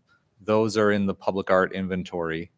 The brick pillars themselves are not considered part of public art. And so that was the rationale for using a combination of public art funding and I believe we were going to use road use tax since it's the right of way for the decommissioning of the overall structures. So on some pieces we have in the city, the council actually takes a vote to de-access. Yes. Is that still a motion that is coming forward to the council? No, the council has already taken that action. Okay. That was what I'm trying to get at. Yes. So, well, that was my question. Did they already de-access them? The council moved to de-access them. We have not carried that out yet. That was my question. So it actually would take a motion. It'd have to be unwound essentially. And Mark, if council had any interest in doing that, and just for Valerie's information, what process would have to go through? Well, it wouldn't be a motion to reconsider because It's that has past been the done. 1 meeting, Yeah. right? So, but it can be done. It just, it would just take a motion to rescind the previous motion. Okay. All right.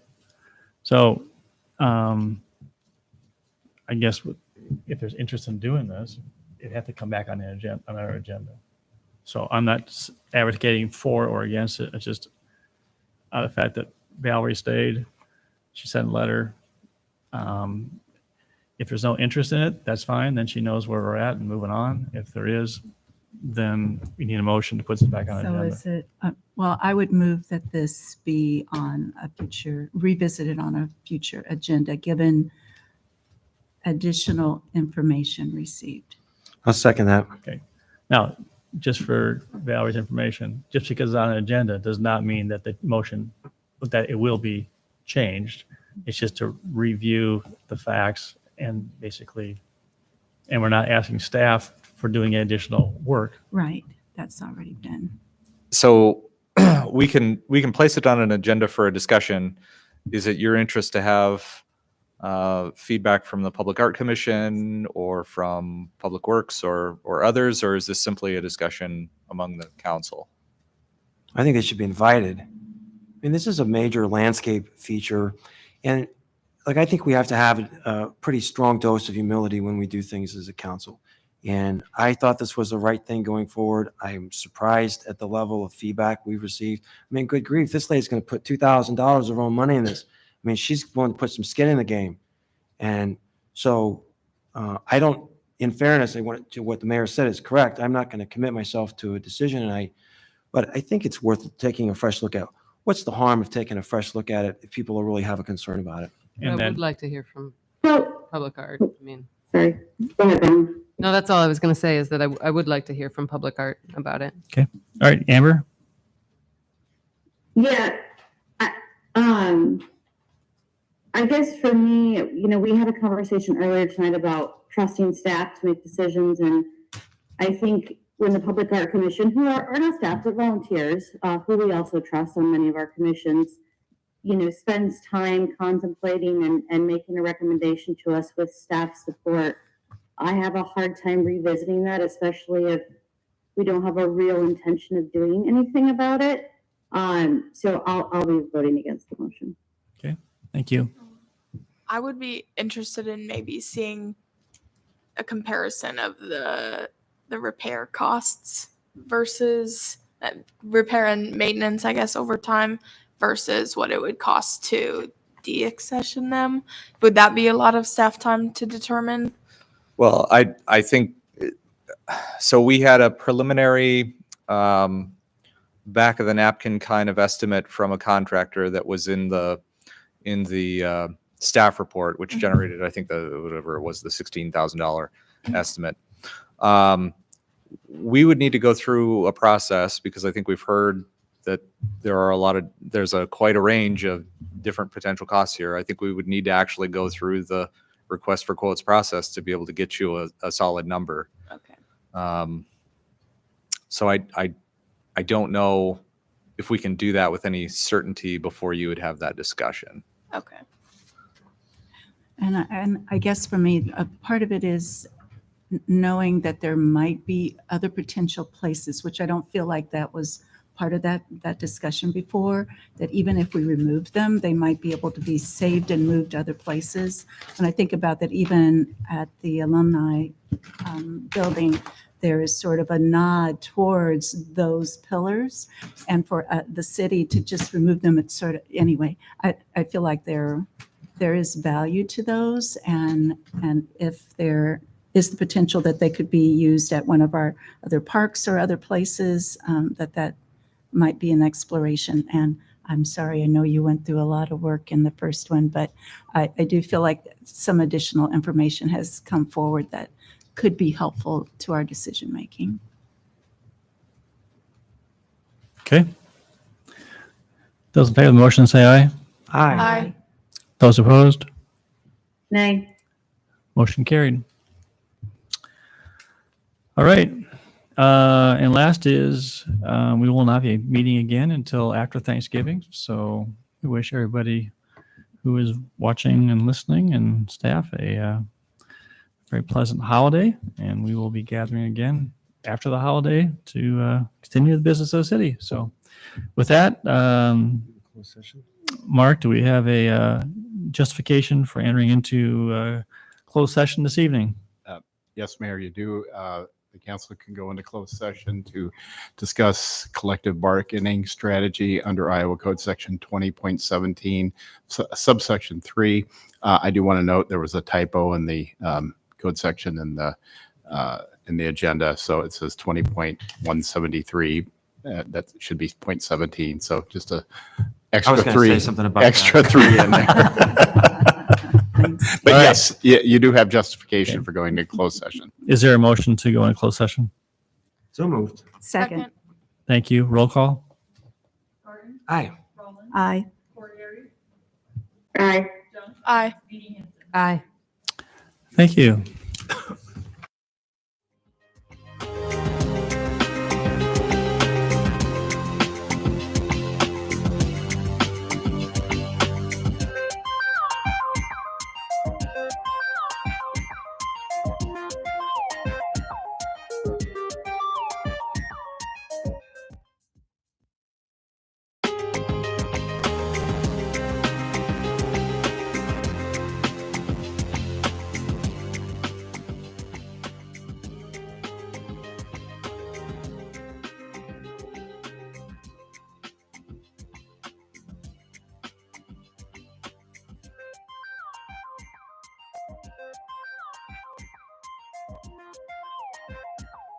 you.